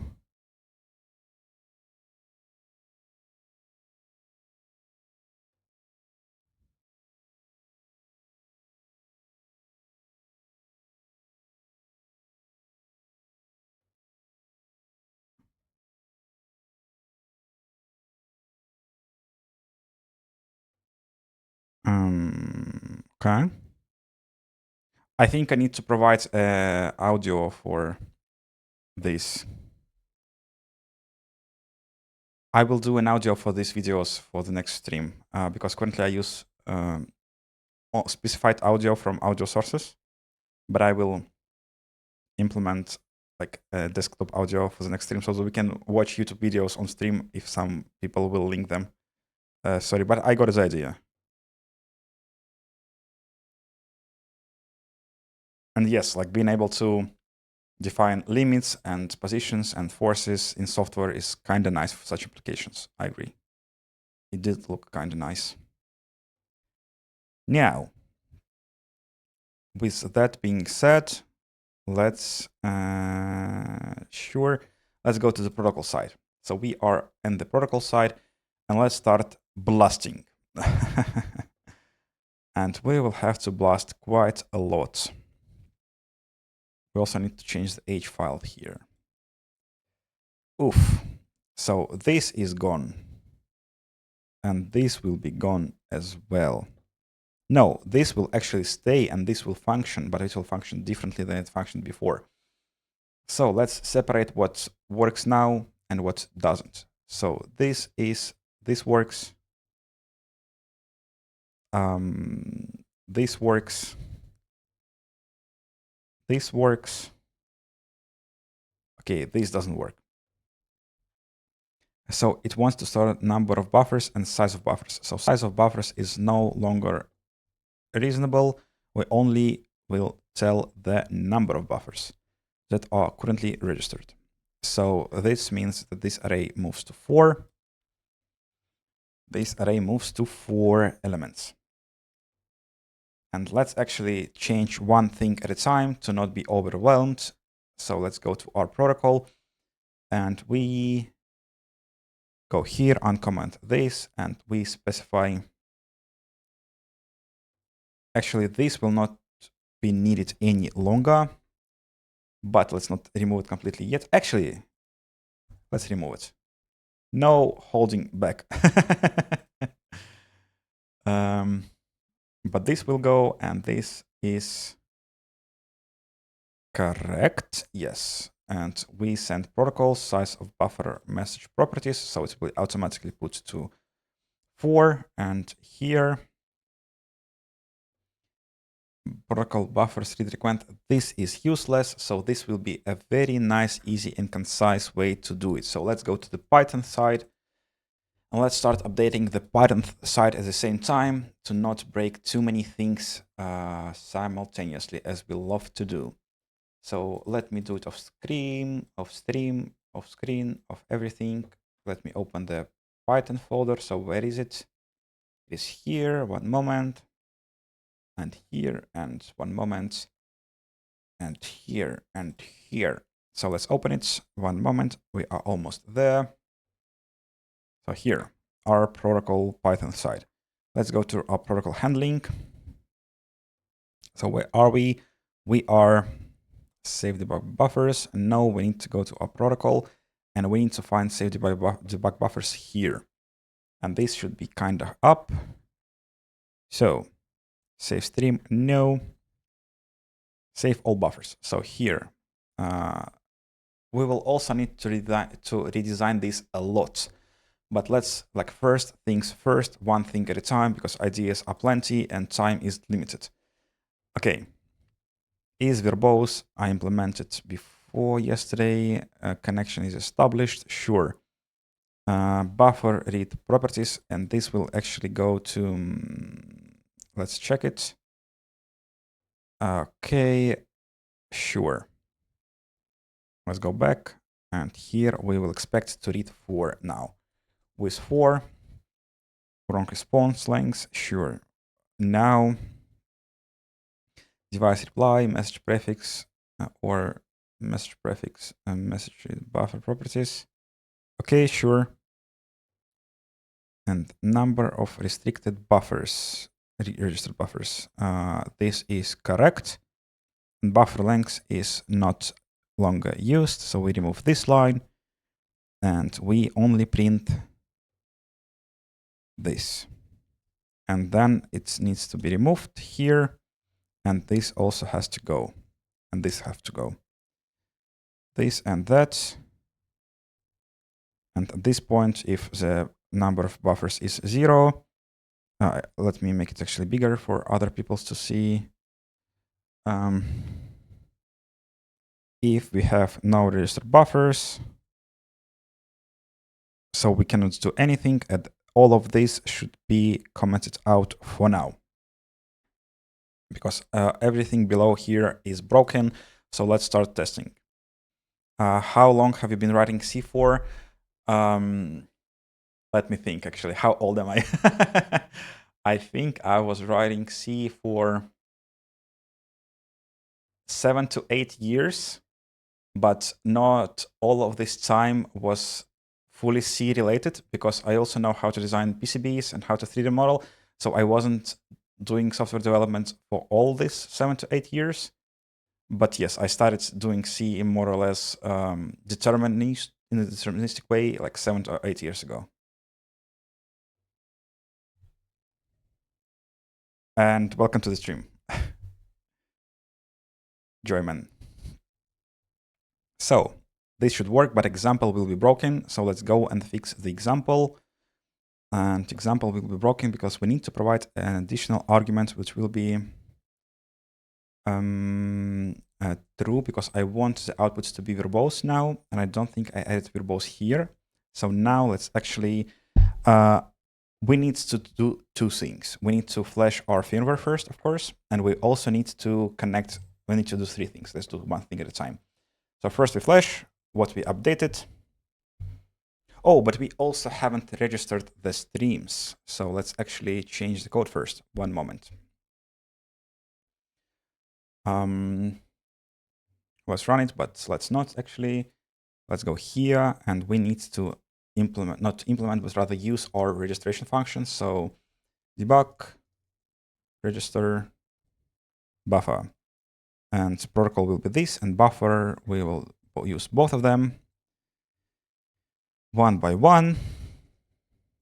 Put F here. Clean up style a bit.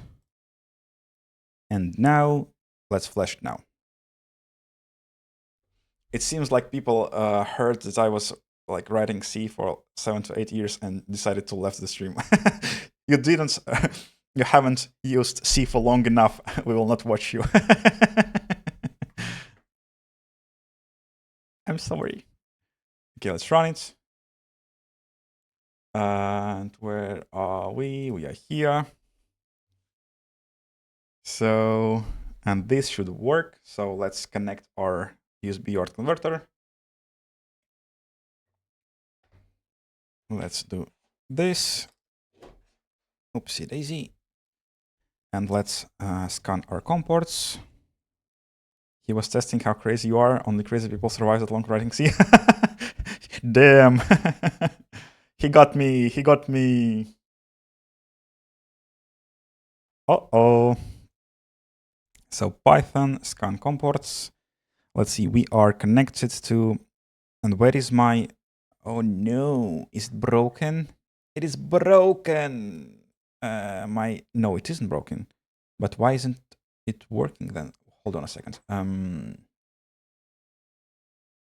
Let me go to the scan COM ports and okay, import B colors, pass. But it should work, right? Why isn't it working then? Device type. Oh, what? Pass. Okay, let's... that's confusing. And this should be...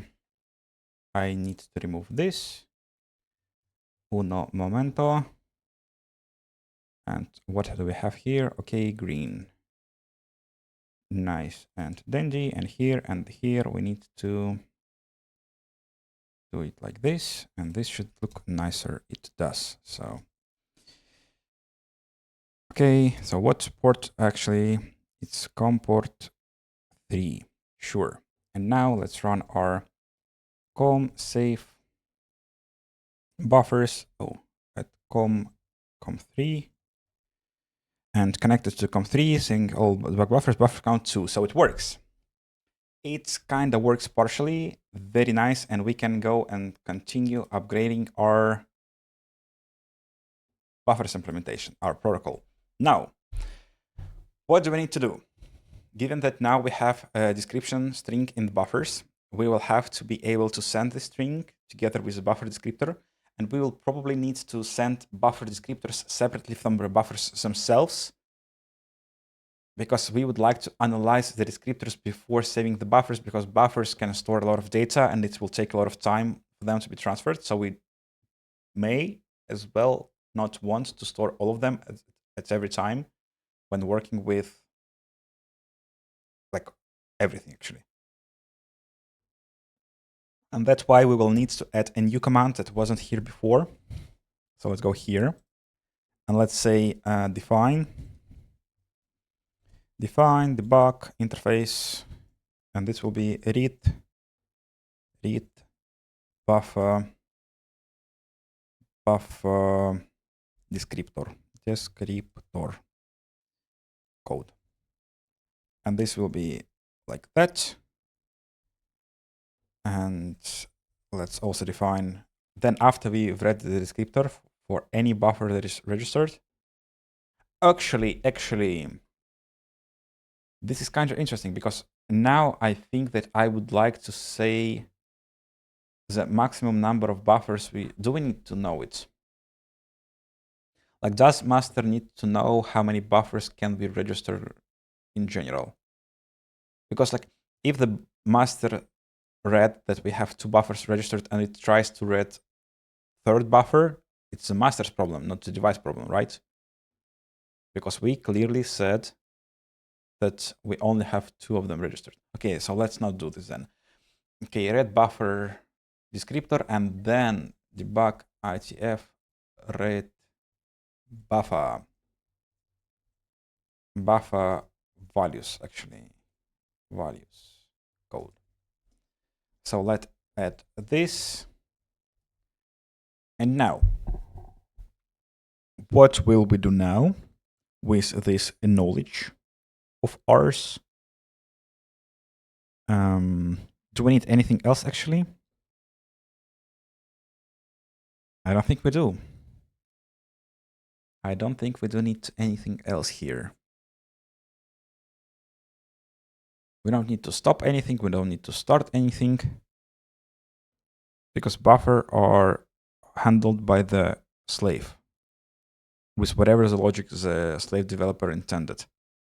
Okay, so this actually will be much easier on the microcontroller side, but much harder on the master side, but this is what we want. So if message of 2 equals debug interface, actually let's just copy, it's too many letters, typing is hard. Now, at this point, we need to send a descriptor. Oh, actually, this will be an interesting exercise because I have no idea how to convert a byte array into a Python string. So I will learn it today. Here, how will this work? I think I will have to use a memcopy. How let me think about it.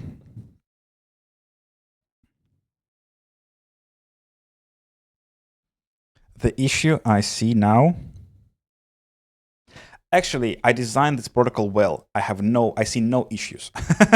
I think this protocol will handle what I plan.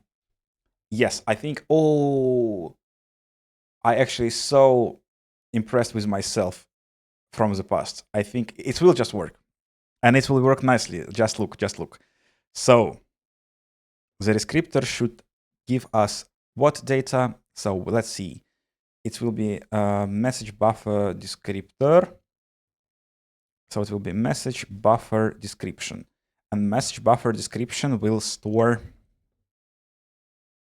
what?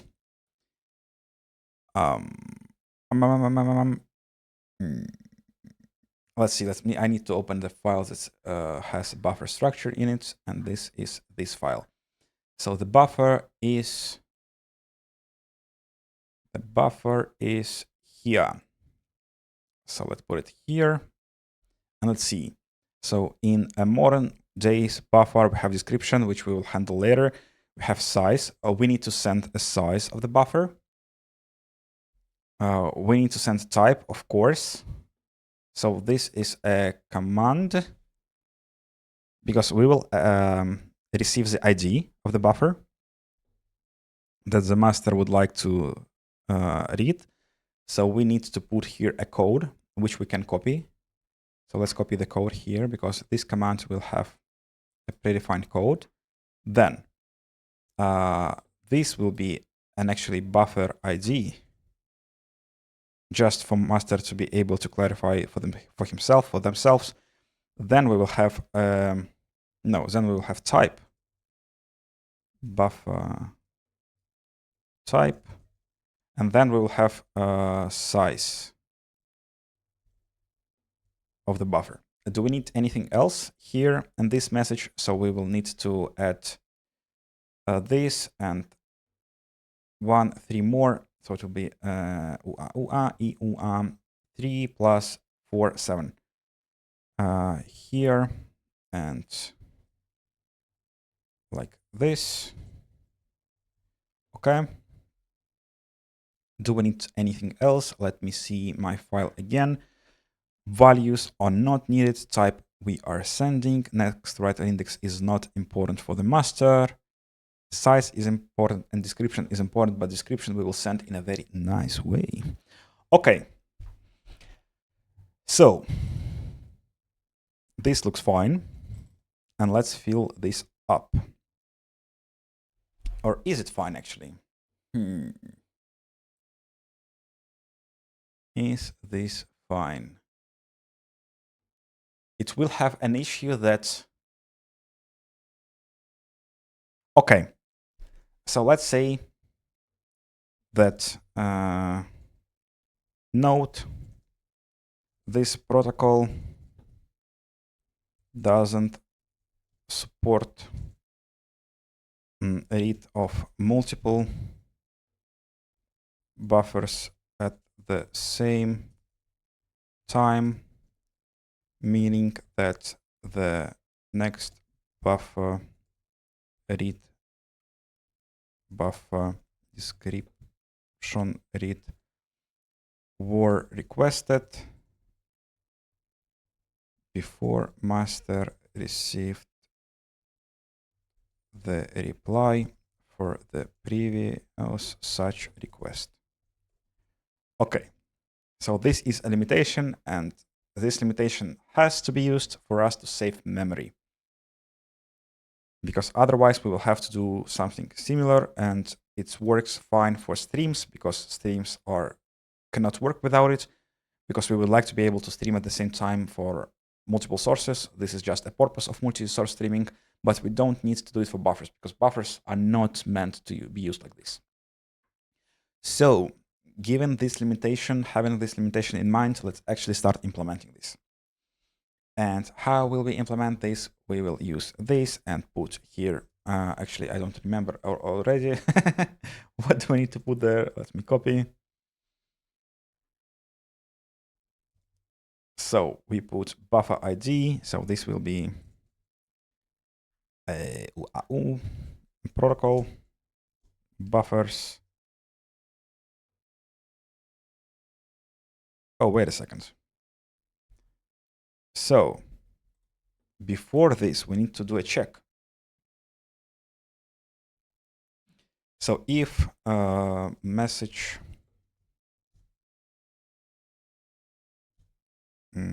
length is not equals to 4, we log error something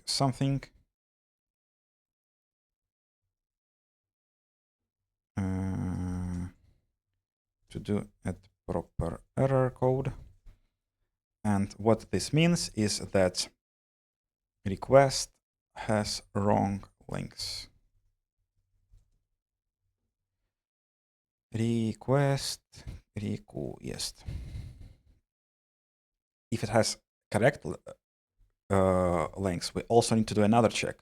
So at this point, we will use uint 8t target ID, which will be equals to message of 3. And here, if target ID is bigger or equals to protocol dot buffers dot buff next for index, this is another error. And actually, if this error happens, we just return. At this point, we have nothing to do with it. So move here. And this means that master requested ID that is not registered. Okay. So at this point, we are sure that master understands what it's doing, and we can fill the response. Oh, but if it is an error, we need to send a not acknowledgement. So let's actually find not acknowledgement and send it. So here we will send a not acknowledgement, and here as well. And at this point, we will send acknowledgement that we got the point and that we acknowledge that we will send you the answer shortly, Mr. Master. Like this. And now we can fill in the data. So sip of water.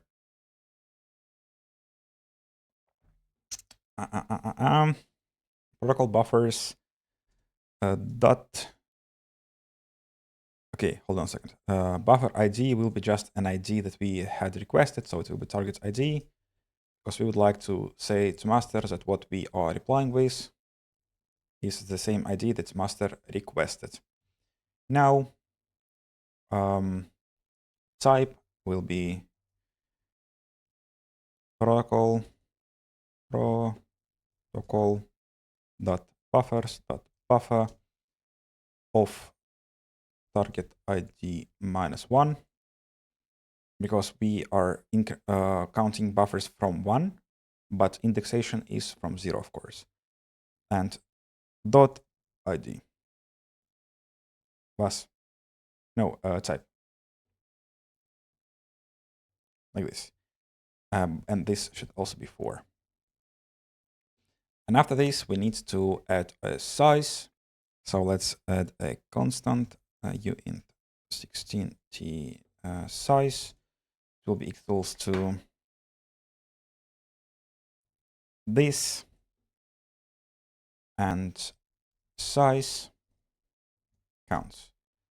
And we need to assign it to the buffer. It will be buffer description of 5 and also of 6, and we need to add the values. So let me go and get a proper way to do this, which is like this, just for my own reference.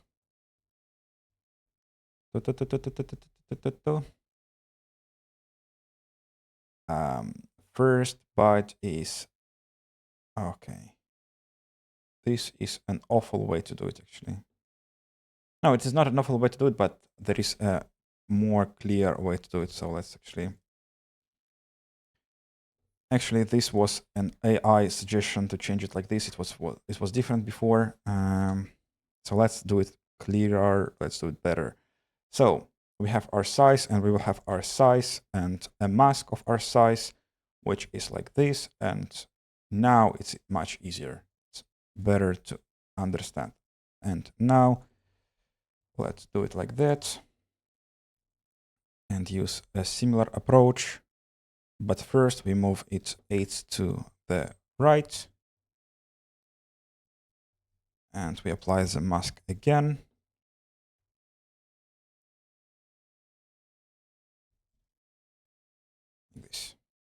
This is cleaner and easier to understand.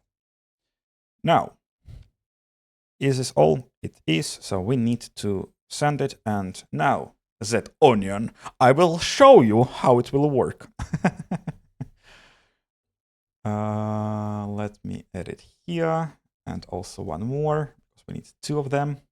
And why do we need 2, you may ask? I will show you. So we send this message, and now what we send is we send a protocol that buffer of this that actually we need a separate string for this. Actually, it will be uint 8t message pointer. It will be a pointer, of course. And we will assign this as uint 8t pointer, convert this value to a pointer type that values first. And we also need a size. So it will be uint 32t. Does it take uint 32 or uint 16 actually? It takes uint 32. Okay, sure. Sure. And it will be message size in bytes. And this size we will calculate as our protocol buffer size in counts multiplied by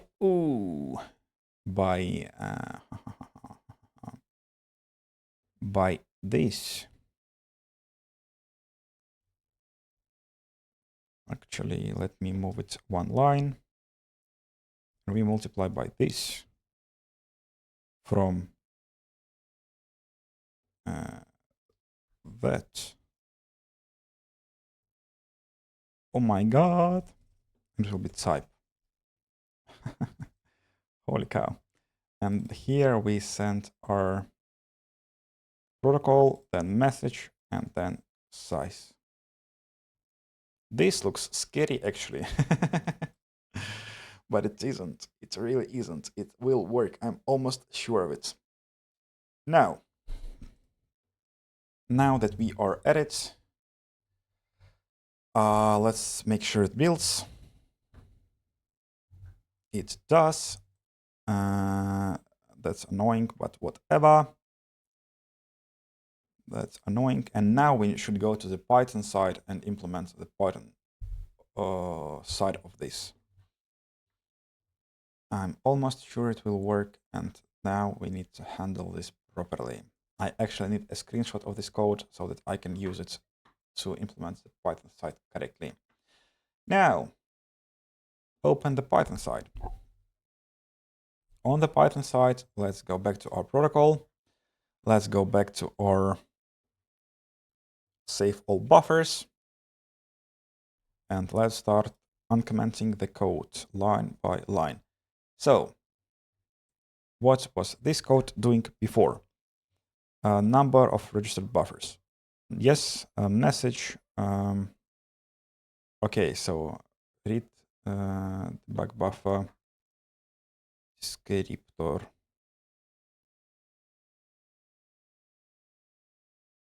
And this was a byte array. And now we also know the code for this. It is hard defined currently, and the hard definition of it is what? Hold on a second. Is this, which is equals to that value.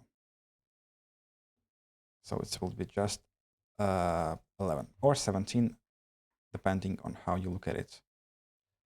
And this will also sure, Onion, good night. Thank you for being here. Thank you so much for being here. See you next time. And okay, sure. Now, where were we? We were trying to implement the Python side.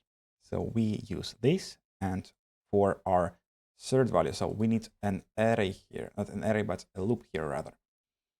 So for, oh no, but we are already in a loop. So what we will do is we will read the descriptor and read the buffer at the same time, one by one, at least in this implementation. And this kind of makes sense.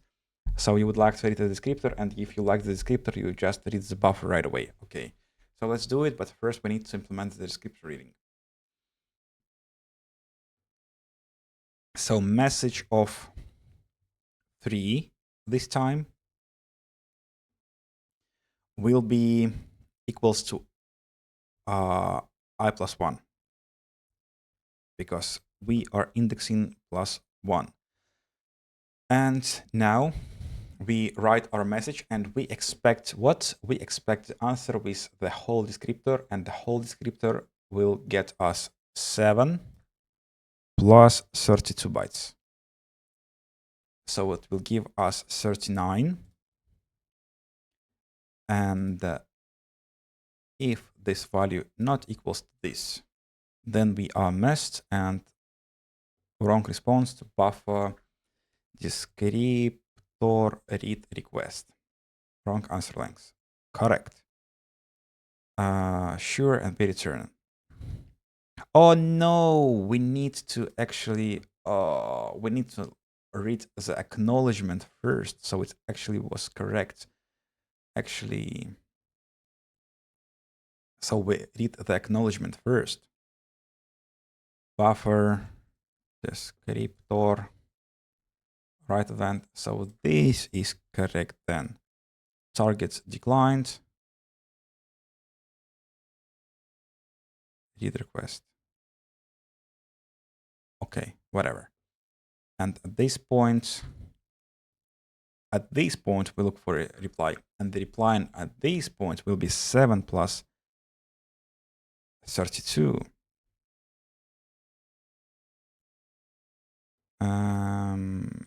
The buffer descriptor read event. Wrong answer length for the second message for sure. It's kinda terribly written, but it's kinda okay-ish. Now, if it is wrong, we are of course stopping the communication. But if it is correct, so how do we decide if this is correct? Okay. Wrong answer. Actually, it will be prefix, because we expect our message prefix to be AA55. and we disconnect. And then if it is correct, we start doing things. We start going Bazinga, and Bazinga is how exactly? So let's assume we got 39 bytes of description. So we can get from this our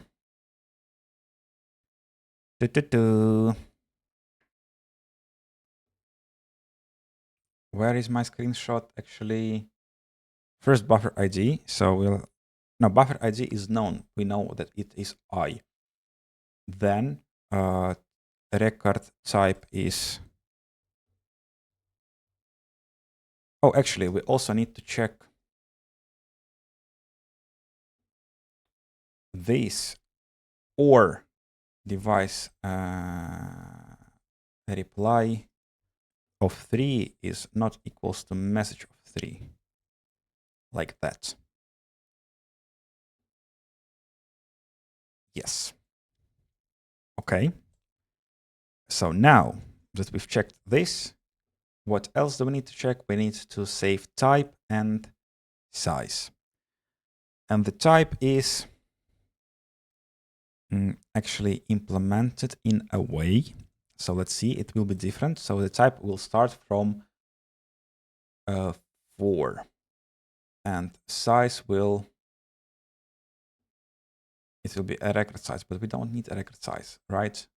No, we do, but for different reason.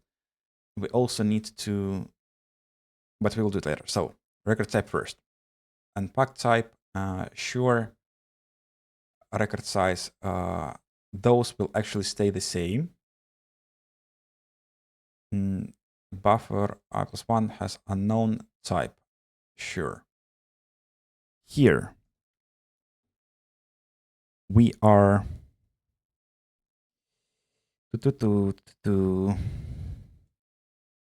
so at this point we are already reading the buffer itself.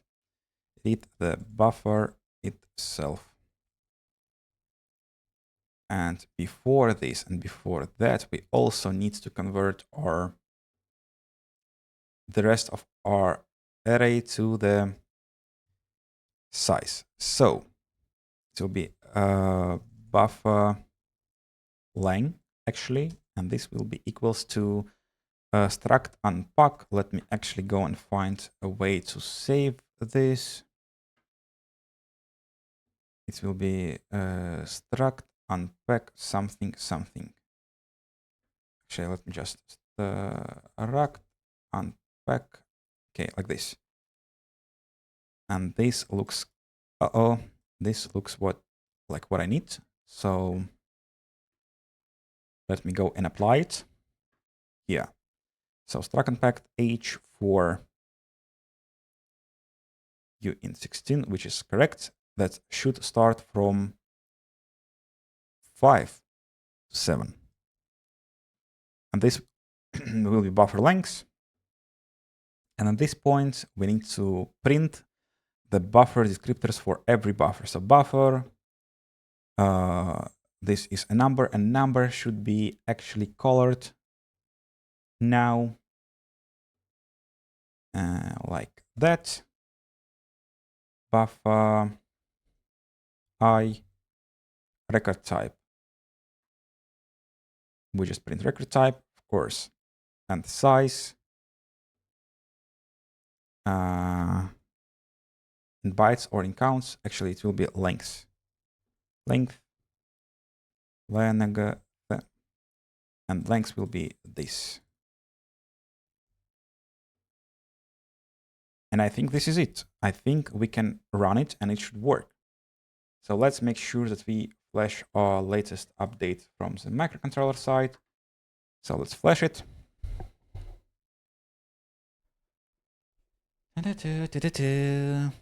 We are getting actually kind of close to the solution. Oh no! I have one more field I need to edit, but okay, it should be testable and we should be able to see the values right now. Or not. Hold on a second. Sure, And message of 3 equals I plus 1. And why is it a problem? Oh, because, okay, sure. I need to append this. Okay. And now it should work. No. Oh, no. Message append. Just message append, not of 3. Because 3 doesn't exist at this point. Target declined a read request for buffer 1. Was? But we got the answer. We got the answer. Also, no. Or now thinking about it, should I do some kind of safeguard to not be able to register the same buffer to the buffers array? How can I do this? Actually, I can just check if the ID of the buffer exists in the buffer already, and I can do an error for this, right? But this will require a loop.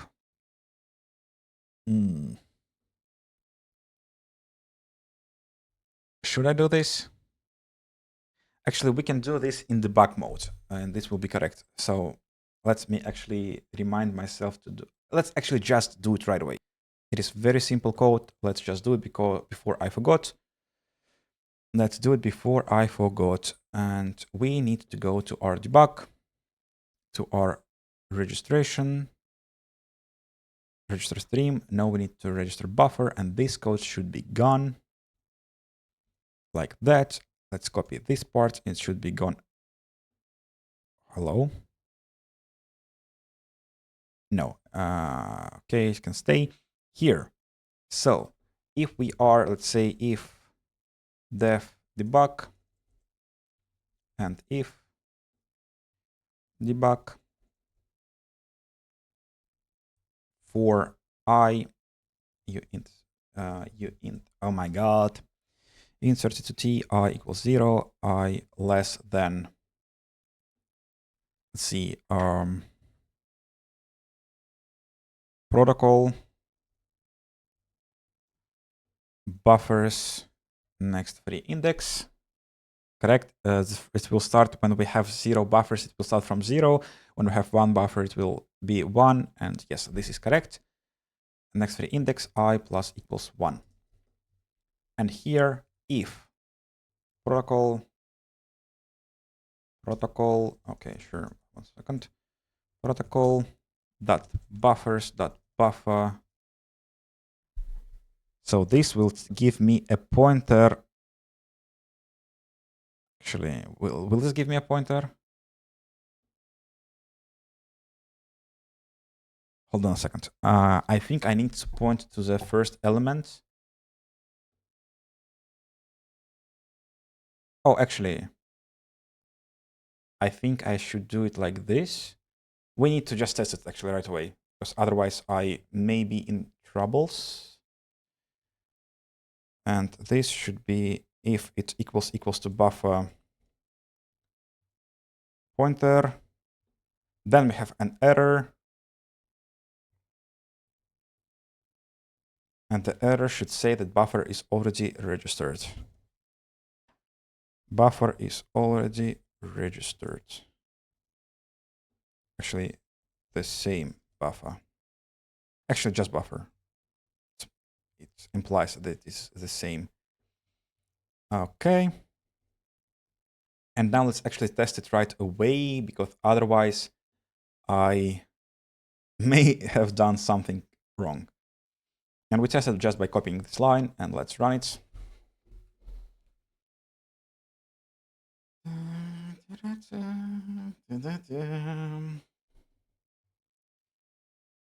Okay. So let's open our error log. Let's run it. Oof. So we have, oof, we have quite a few errors here. But first of all, we have, hold on a second. We have was.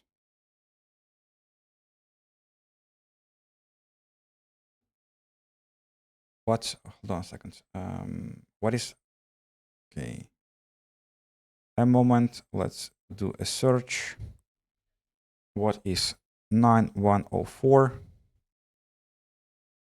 Oh, okay. This just says what? This just says that I restarted using an RST pin, but I didn't. I think I restarted using debugger. Okay, whatever. And now let's go and look for 7712. Value is empty. Debug add value to the buffer.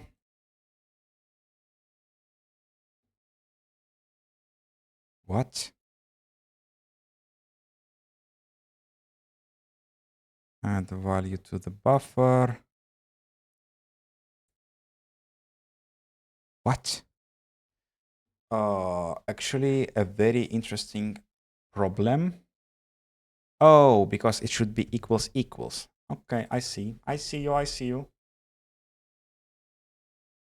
And we also need to return here, because otherwise it makes no sense. I should return there.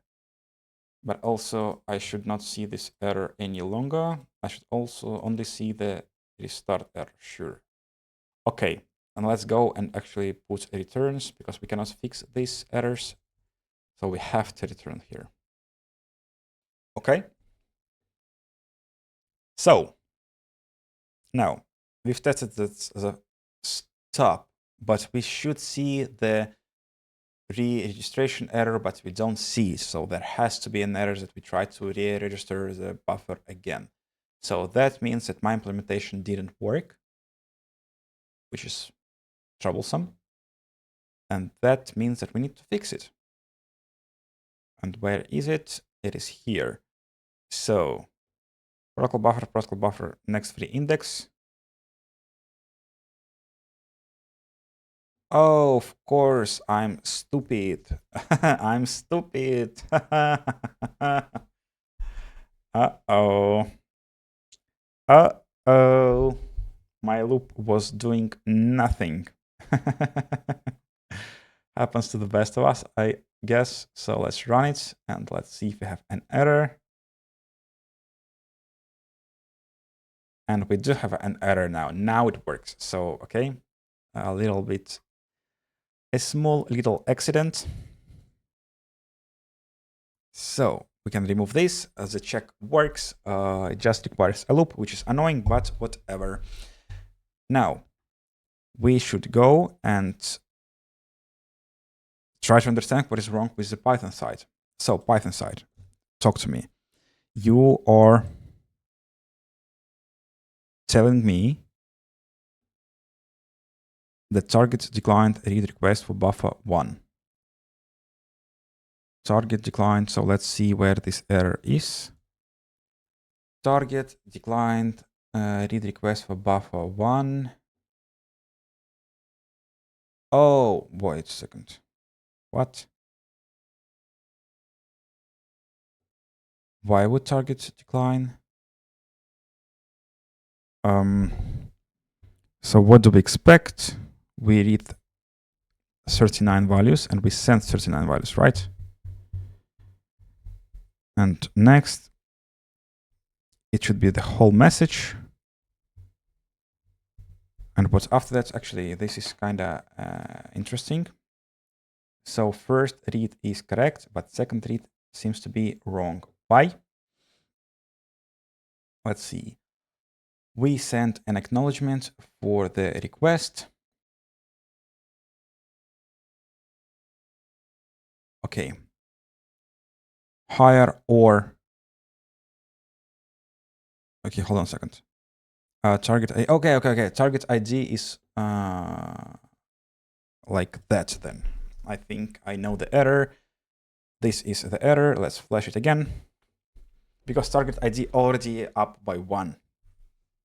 Given that we are using IDs starting from 1, not from 0. Okay. No worries. Actually, I might as well just start using IDs from 0. It will make life easier for everyone. So now this should actually just work. And it doesn't. It still doesn't work. But we should be able to see if there are any errors in the error log. Let's check, and we have 4 of them. So let's see what are the errors. What do they mean exactly? So 3223. What?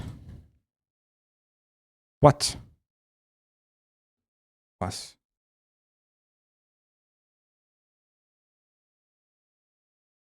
What? Oh, here. Here. Let's see, unknown code or unsupported message lengths. Okay. This is not anymore viable. But unknown code means that Python formed the message incorrectly. And why did it form the message incorrectly? Okay, because I am a dumbass.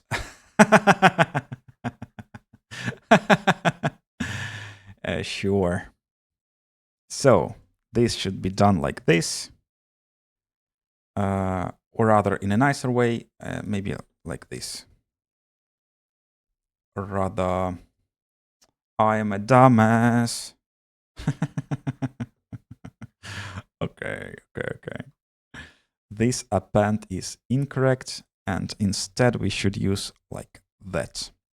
Now this should work correctly. No, it doesn't.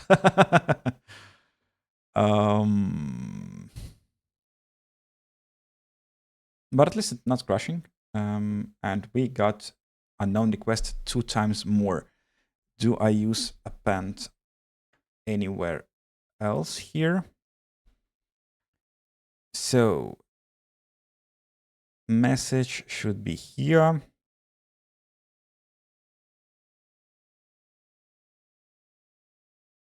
Do I need to provide more data there? I don't think so, right? So I simply send 4 bytes and expect the answer. And what is happening? What is wrong? I read 3, but I don't read the acknowledgement.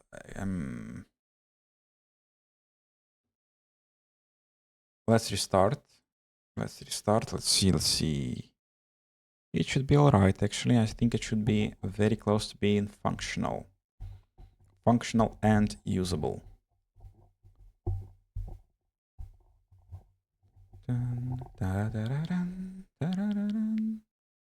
Let's run it, and let's see our Python side.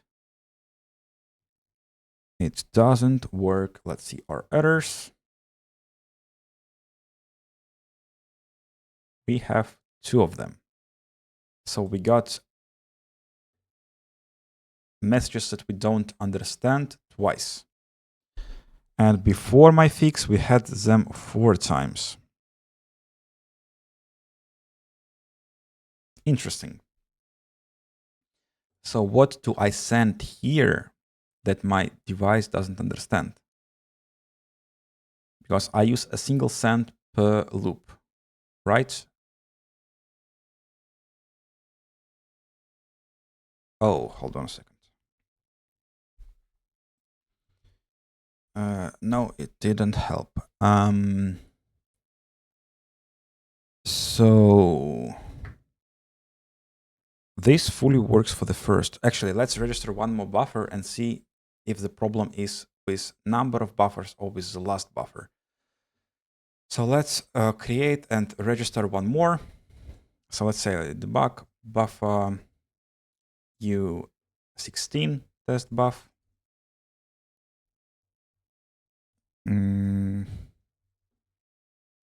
Let's copy this and let's make this the longest one. So it will be uint 16 t u16, and let's move all of this here. 1 more line. So this test u16 array It will be U16 type. The length will be 100. And also the this here. Okay. And let's register the buffer with our protocol. And let's fill it with values. Shall we? So it will be U16. And the value will be I multiplied by 2. Okay. So now that we registered 3, let's see if we get description for 2 or if it breaks on the second one. So let's start to investigate what do you not like. Okay. uint 16 t value equals to that, and use this here. And we go again. Oh, we don't. Oh, uh-oh. What do you still not like? Oh, no. Okay. Now it's working. Sure. Let's flash it. Now we have 3 buffers registered, so we need to see what is wrong exactly. And run it. And let's go to our Python side and read it. So we still read only 1. And how many errors do we have on our MCU side? Only 2. Interesting. So we only have 2 errors as before, even though we have 3 buffers that are registered. Interesting. For E in range of this to be 0 and 1, but we have 3 registered buffers, which is correct. Ooh.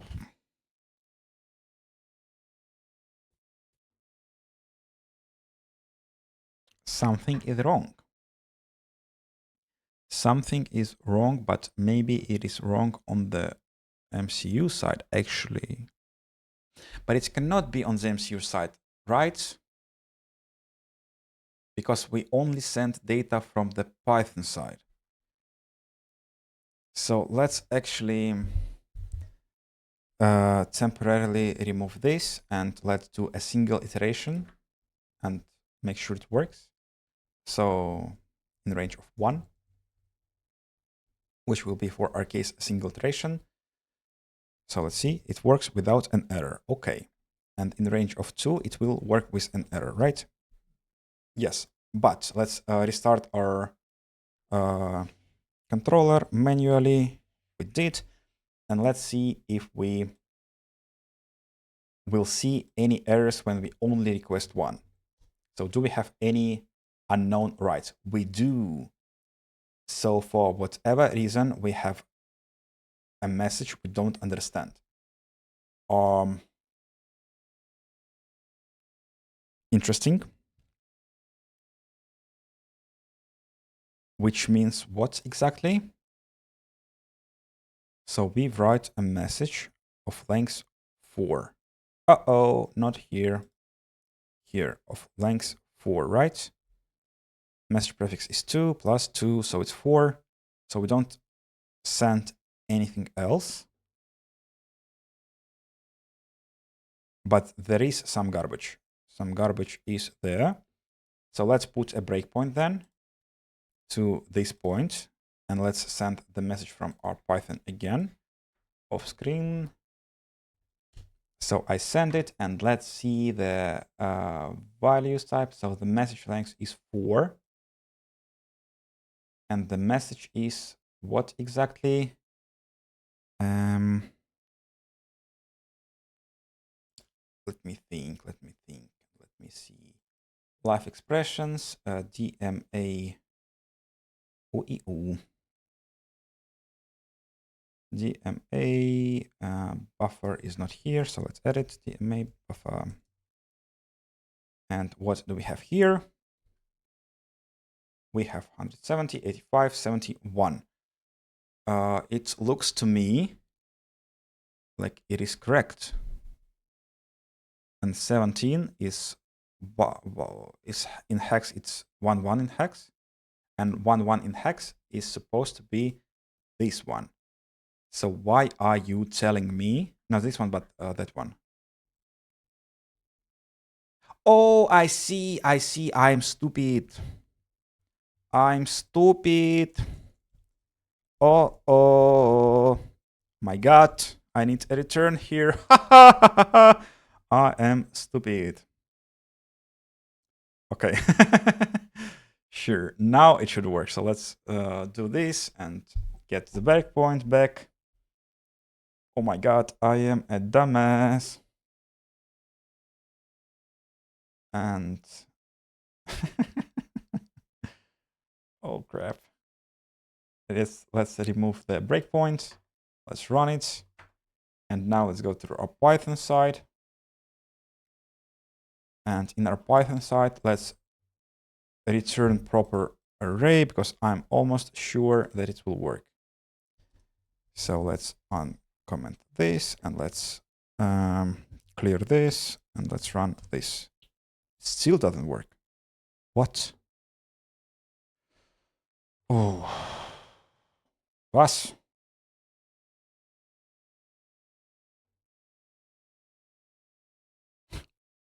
Log error. No errors. So we don't have any errors, but we have problems.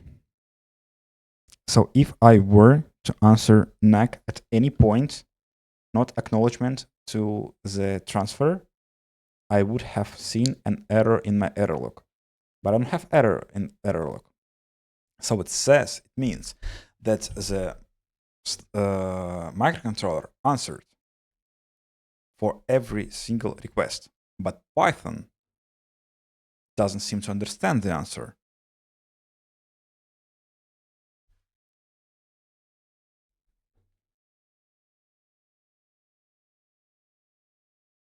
Declined request.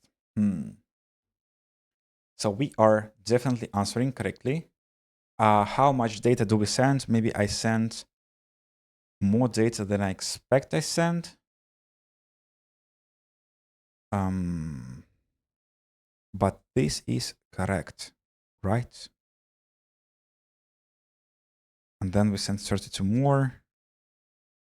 Where is my C code? So let's see. We sent 7 bytes here. And we also sent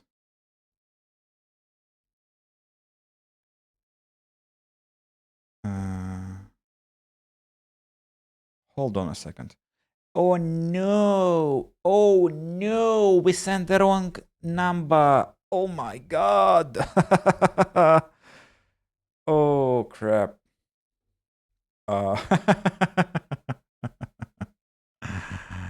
Oh no! I know the error. Okay. Oh my God! Stop. So this will be useful, but not now. And here. Oh my God. Where is my definition? My definition is in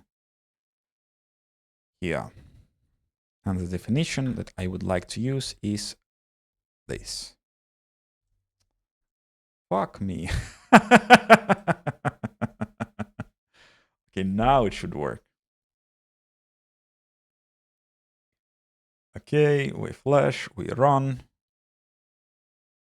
And nothing breaks. Let's see, error log. Reset error, but whatever. And let's go to our Python side and let's. Now it works. Oh my God. It was a bit hard, but we managed to get descriptors for all our buffers on our master side. And let's also now understand how can I convert a byte array to string. Python byte array to string. So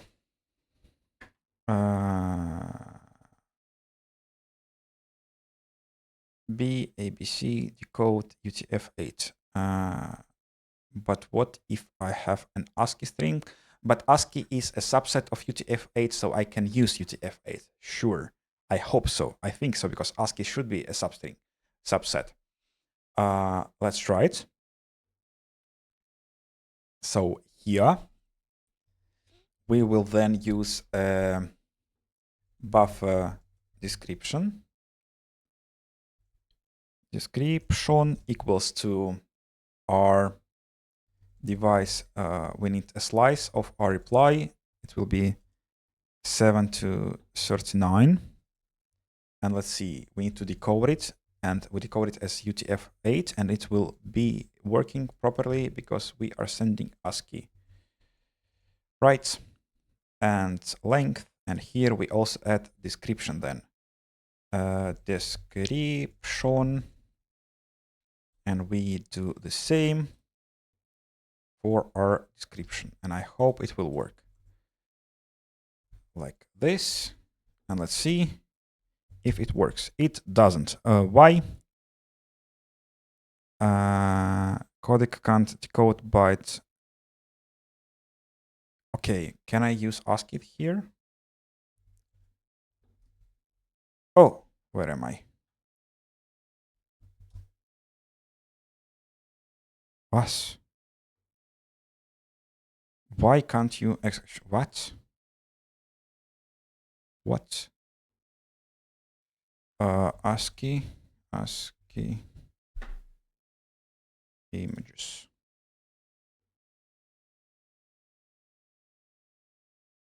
Sorry for the flashbang. Okay, so 0x80 is. Oh, one moment. One moment, let me make sure. So in hex, 80, it's 128. Oh, so it's out of ASCII range. Okay, and what do we even have that is out of ASCII range? So here, then before this, let's print 4x in slice, device reply 7 to 39. We print, let's say, hex of x and end equals to space. Let's see. What?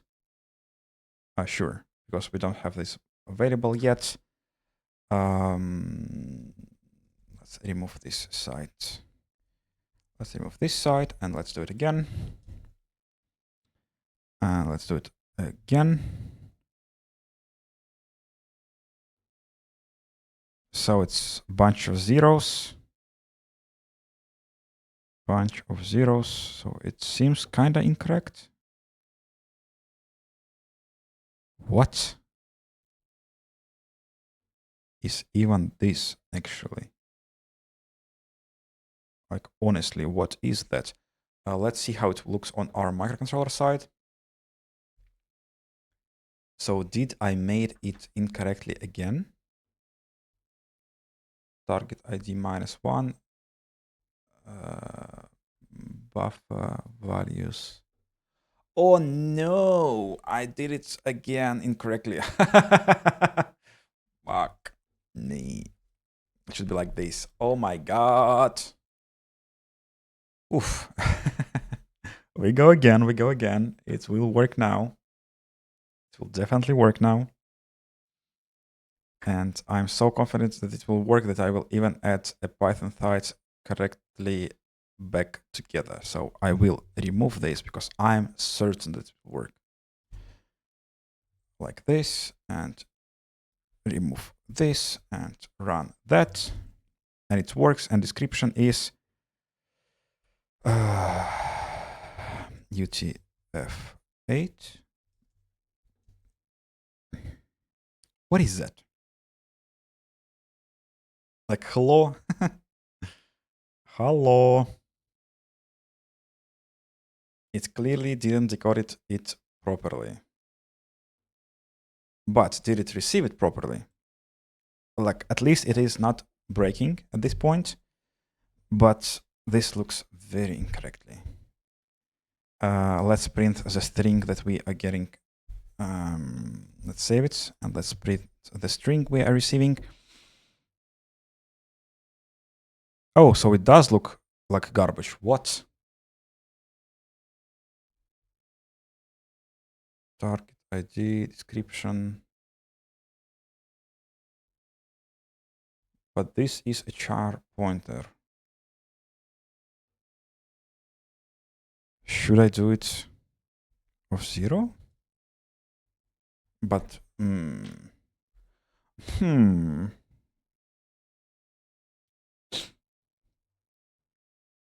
confused. I don't think it will solve the issue, but let's try it anyways. I don't think this is a solution, but who knows? Was? Hello? Motor? You are working, okay. Python scan comports. The comport is the same. Can't decode bytes. Okay, whatever. Oh no, this was a terrible mistake again. Oh my god, and this then will be an address of this. Oh, sure. Oh. But it still doesn't work. Doesn't supposed to work, right? Do I even use correct indexes? I do because I verified here. So description should be there and description should exist. So run it. And run it here. And it says still garbage. What? Oh, message pointer points me here. Buffers of buffer description. So let's see what we have in our buffer descriptions. So let's add our, what's the first buffer we register this buffer as first buffer. So let's work with this. I open this, I go here, I see the description, and the description is what? Hold on a second. Am I stupid? I am stupid indeed. Oh my fucking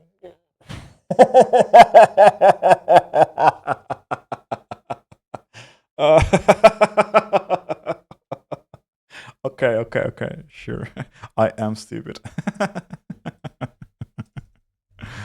Okay.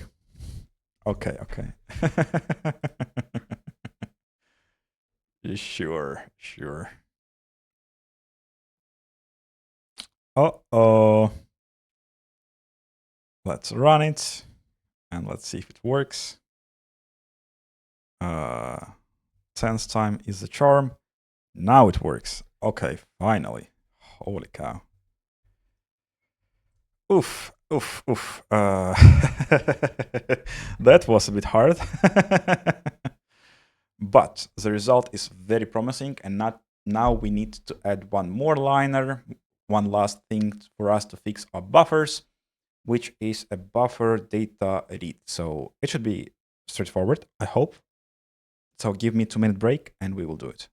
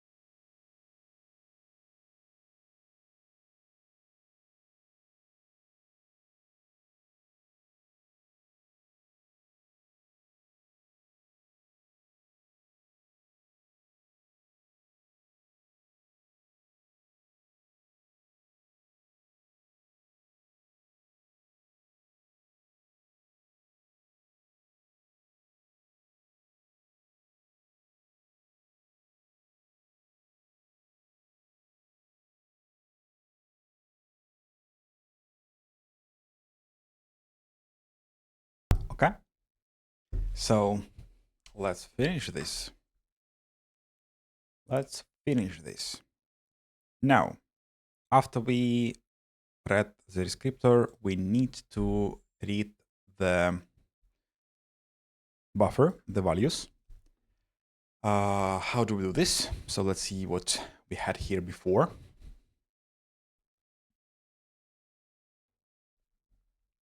Before we expected values to just arrive. Sorry. But it will not be the case any longer. So right now with our new protocol, we need to do another request. So now we managed to save values. So let's make another request, and the request will be added here. So message read buffer. It will be buffers. Let's rename it. Can I refactor rename symbol? Buffer properties, and here we will have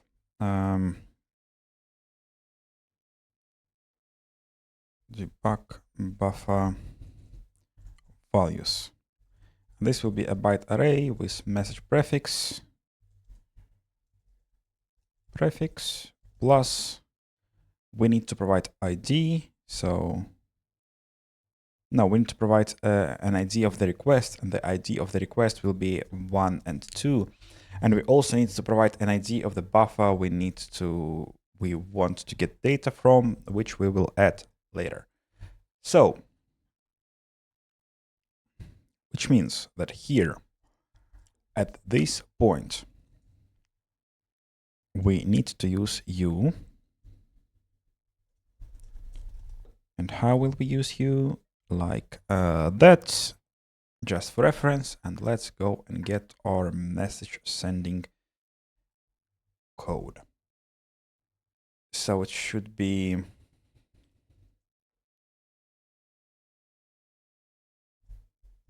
message equals, is this a correct tabulation? It is a byte array of this value. This is correct, then we write, then we expect the acknowledgement of our request. Actually, let's first implement the C side, because we don't have C side implemented yet. And this will be implemented like, let's see. We can copy this code safely. Close the bracket, but go and get a proper code, which is this one. Hold on a second. Descriptor and read buffer values code. Very nice. So if message is not length of 4, it is an error. And if message of 3 is ID, and if ID is not the one we support, this is correct. So error handling stays the same. Let's also double check that this value is actually 12 here. It is. Very nice. Now, we also need to send an acknowledgement message that we acknowledge the request. And now that we acknowledge, I need to go. Have a nice stream. Thank you, Mr. Das. Good night, and see you next one. Thank you for being here. And now we acknowledge the message, and we need to send our values, and this will be actually very straightforward. It will be very straightforward, and we also need to add return. Do not have the same issue as we had before. So message size is easy, and we also need to have a similar construct to this, but rather this will be values. And actually, it's all. That is actually all that we need to do, and we need to to just schedule the message. So let's schedule the message. And we will schedule the message like that. And this is everything we need on the microcontroller side. So let's flash. So let's flash it and see what we need to do to finish the Python side. So let's run it. We are running our microcontroller side properly. And what do we have on our Python side? We have a lot of work to do. Here, remove this. We make a request. If we are not acknowledging the request, it is a problem. And here we need to read a correct number of bytes. So buffer length and record size, which we verified here. And if it is not correct,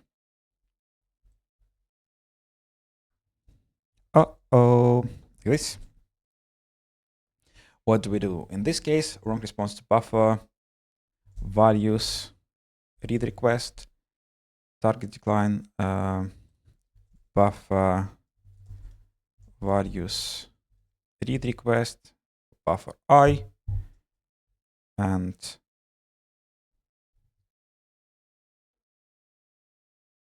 am I doing this right? Yes, I am. Wrong response to buffer, values, read request, wrong answer length, sure. And actually expected the length of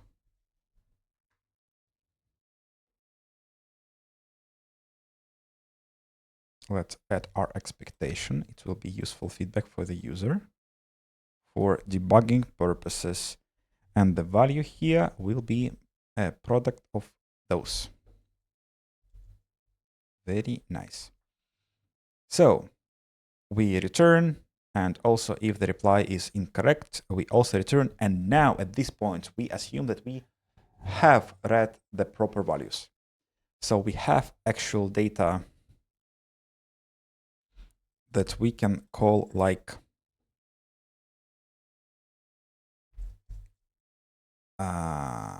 this, like that, right? So the actual data, oh no, hold on a second. The actual data doesn't have this part. It only has this part. So only length matters here. Okay, so at this point, let's see what we've done after this.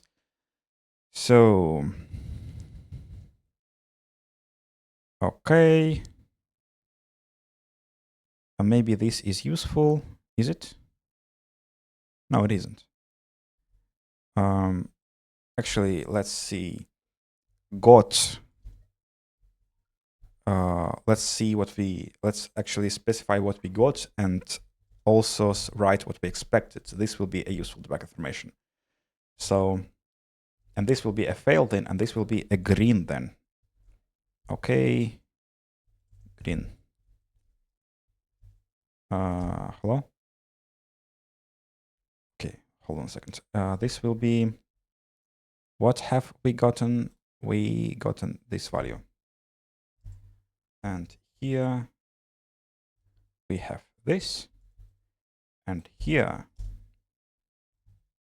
oh my God. Okay, green. And let's add it here. This is quite a line. Let's actually split it into two print statements. It will be much easier to read then.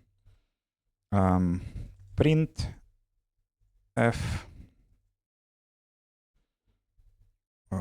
print though f, and let's move all of this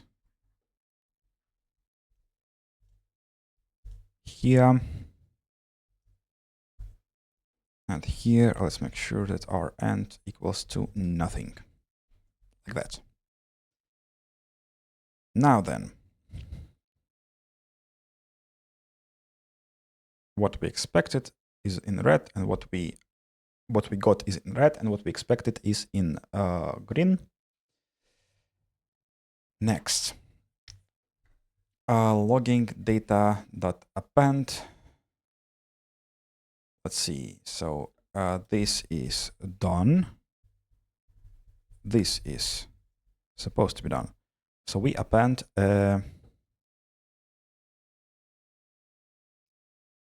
something. Hold on a second.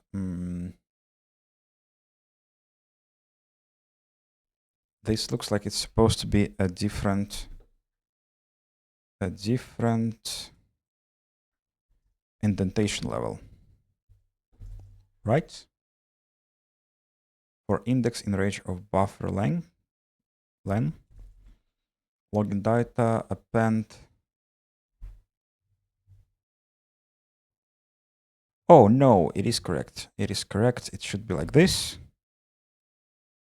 And at this point, ooh. Okay, so this actually should work, but we will also need one more thing. Buffer length this time. Oh, hold on a second. We also need to store the length for every single buffer then. But this example assumes that we... Oh, this will break this behavior heavily. Holy cow, actually. Actually, this will be broken as hell. What do we do about this? Will it be broken? Kind of will. Not that much, but we need to store length as something we can work with. So let's also save buffers length.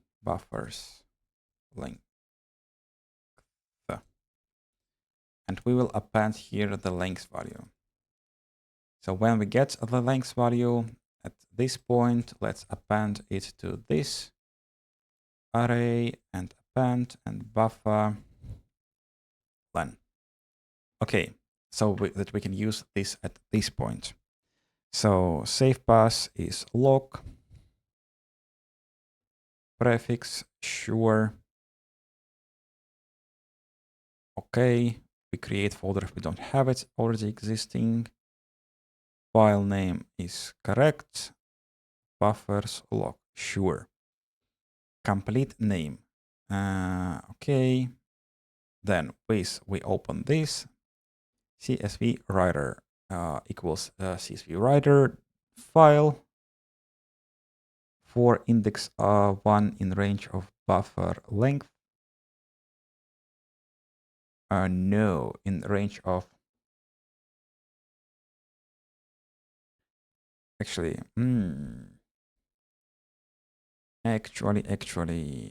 this will be broken completely. So first of all, we need to do the first line with our descriptions.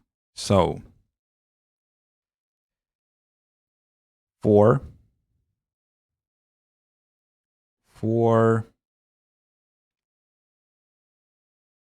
do we have our descriptions even saved at this point? No, we only have logged data. So let's also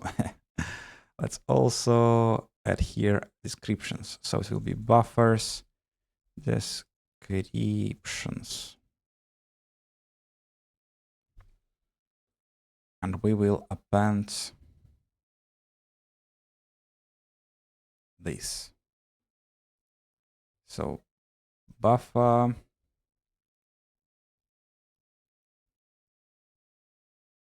buffer descriptions dot append,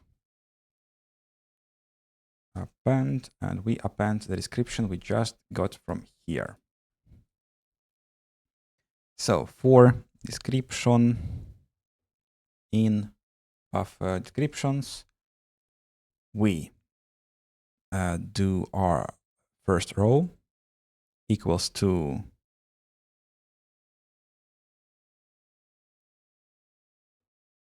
actually a logging data row for in range. Oh, we can just actually do this. We don't even need a row here. We should be able to do just that. Very nice. And here we need to go and count to the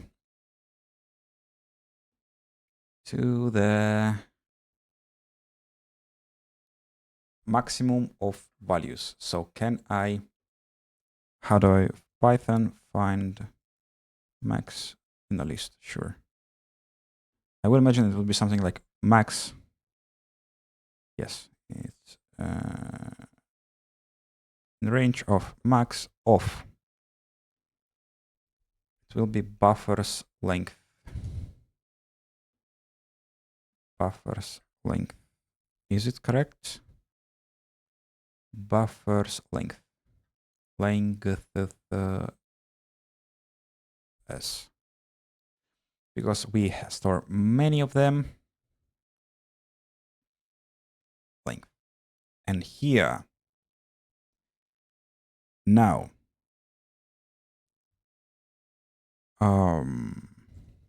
row equals this. And for,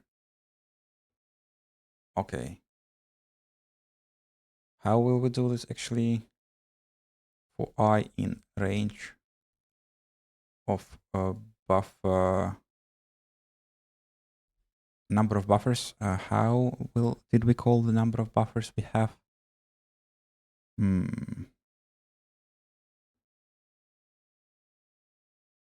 Number of registered buffers.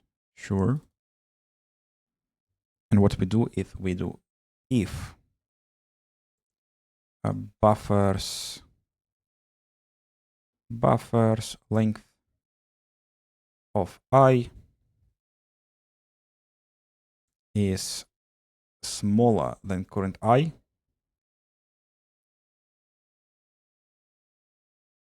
then we can still append, right? We can row dot append, and this will be the logging data of index of I and index to 1. And then we can write a row. I think this should work. Let's try it. Oh, it did work actually. Holy cow. It was the first time. No way. Logs, and we have buffers log 17773. This one. The file is not displayed. It's binary or uses an unsupported text encoding. Okay, so something is incorrect. Oof. So I did something wrong. Will it open in Excel, actually? So reveal in File Explorer, and let's open it. So it did save the header properly, which is nice. But the rest of the values are not there. Okay. Row append logging data of I. Actually, how was it before? Let me open my Git and see in the Git history how it was before I changed it. Because maybe, just maybe, I did correctly interpreted it. So let's see. UART debug protocol.py. And what did we have here? It was for index in range of numbers of registered buffers. But this is exactly what we have. Oh no, then we actually need to else row append this. I think this is how it's supposed to be. Or we rather should put 0, I'm not sure. But maybe this will work. That doesn't seem to work either. Was max buffer. Okay, so print buffers length. Okay, let's see. So this is correct. And let's see the print max of buffers length was. Okay, sure. 100. So it should be working. So let's print our row here. What? Logging data append buffer length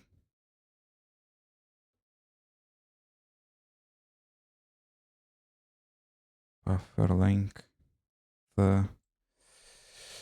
So this is incorrect then. It says that we haven't added any data, actual data, record size multiplied by the index. What is index? Okay. Okay. So this actually should work. So let's actually print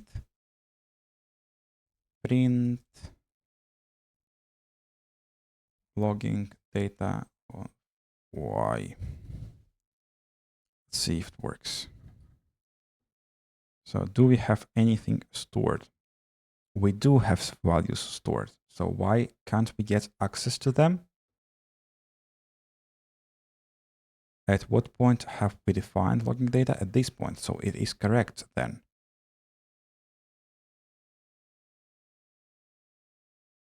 Is my indexing is correct? Incorrect.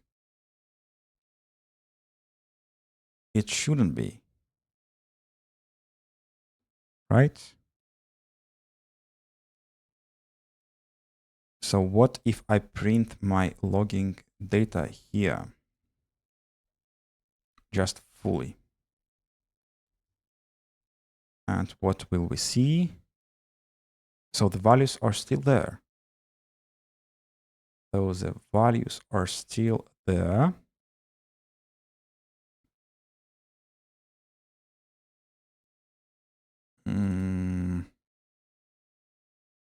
A row for E in range. So let's print our row here.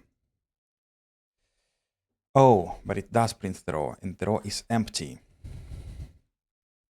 And buffer length of I.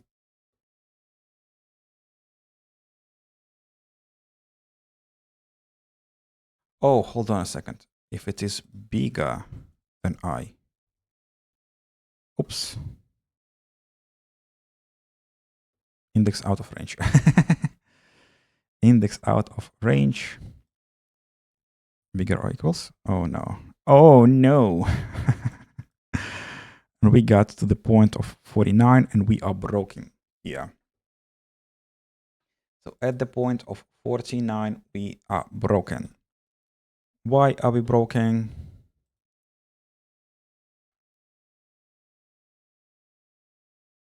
So if this value is bigger, So let's say we have 50. No, bigger or equals to, actually maybe I minus 1. And nope. We are still out of bounds. Why are we out of bounds?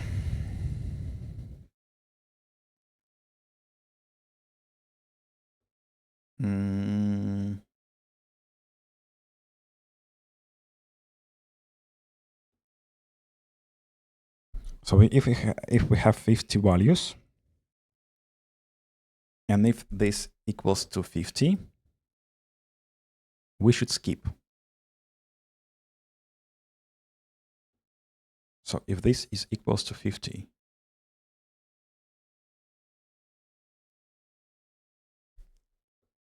hold on a second, I'm confused. I'm very confused. So our buffer length, let's say it's 50. So when we are at index 50, we would like to skip. So we should be equals or, so if it is equals, we would like to skip. So at this point, we would like to skip already. So like this, it should be, but it should function. Why isn't it functioning?